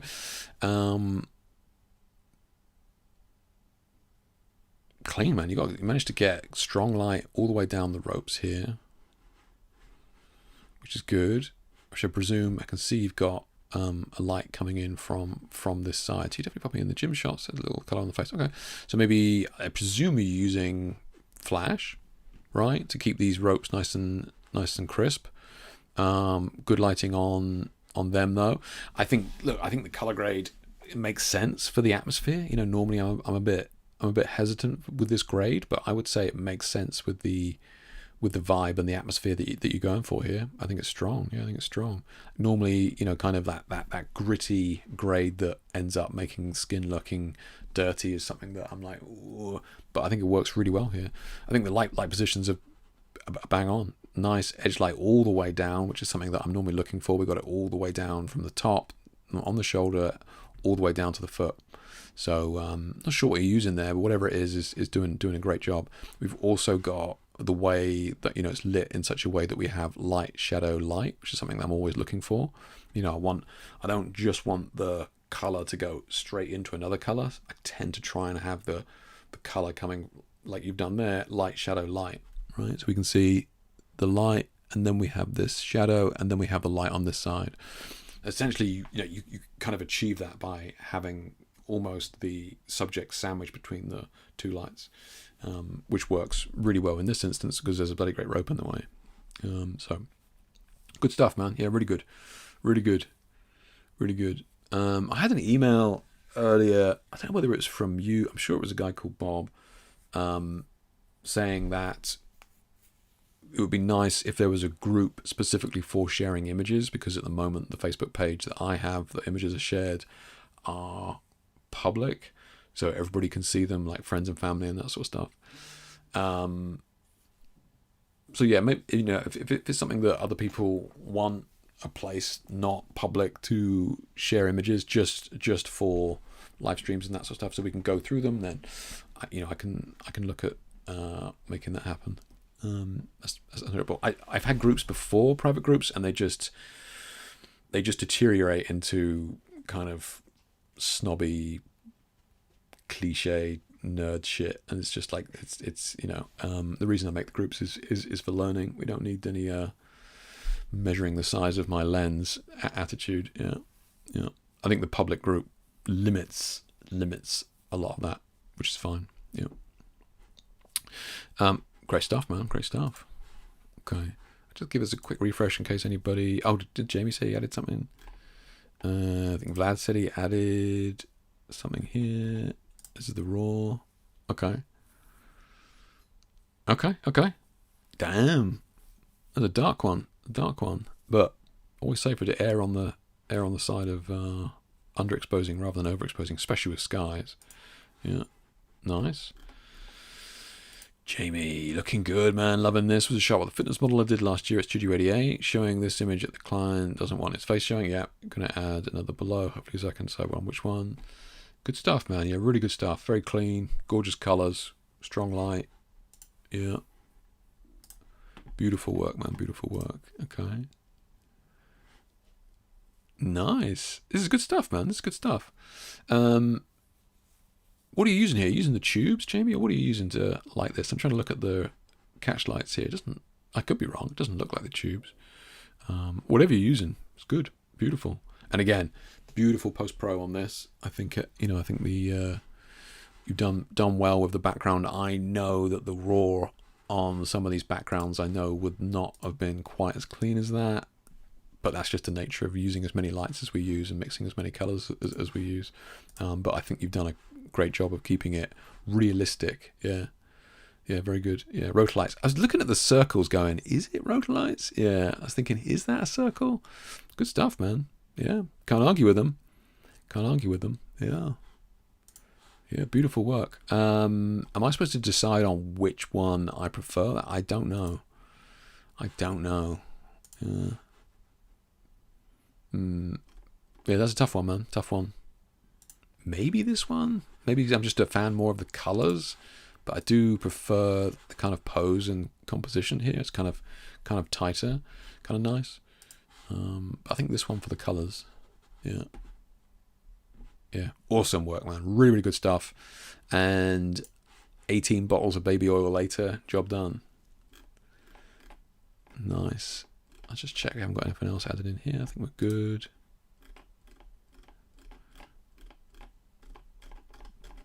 Great selection as always, guys. Really, really good. Really, really good. Again, if you're watching this and you're like, oh my god, I haven't got work to compete with that. Don't be put off. We all started somewhere, and look, this is genuinely somewhere where I, trying to help people and share ideas, and we're all learning from each other at the end of the day. So no matter where you're at with it, Tony, for example, he was doing this and then coming across this issue here with the banding. We're able to work out what it was and get it fixed up. So that's what it's all about, right? I think that's it, right? We've covered everything with it. We'd just gone past time there, just dinner o'clock for me. Anybody's got any last minute questions or anything like that, then by all means. I'm shooting in Boston in 2 weeks' time, so we might have to skip next live stream. So maybe 3 weeks' time we'll do one. Have some bits to share from that trip. Should be good. Over there for nearly a week, I think. So yeah, I'll be over there doing that. So that'll be good. Maybe sharing some bits on social. So we'll see how it goes. See how it goes. But yeah, so maybe 3 weeks time we'll do another one. Thank you so much for all the messages and stuff that you guys send me with ideas and feedback and bits and pieces like that, links to things and products and all that sort of stuff. Really, really good. Really, really appreciate it. Obviously I do try and take some time before we go live to get all this set up. So any help from you guys with links and that sort of stuff is always appreciated. Yeah. All right, guys, been an absolute pleasure. I will make sure that you listen to Jamie and say time for public service announcement. So like, subscribe, and hit the bell icon. Never miss one of Jake's streams. Exactly. Right. Don't do what I say. Do what Jamie says. Thank you, Jamie. As always, much love to you guys. Absolute pleasure. I'm going to try and find the screen. I need to get out of here. Here it is. Take care, guys. Catch you in the next one. Bye for now.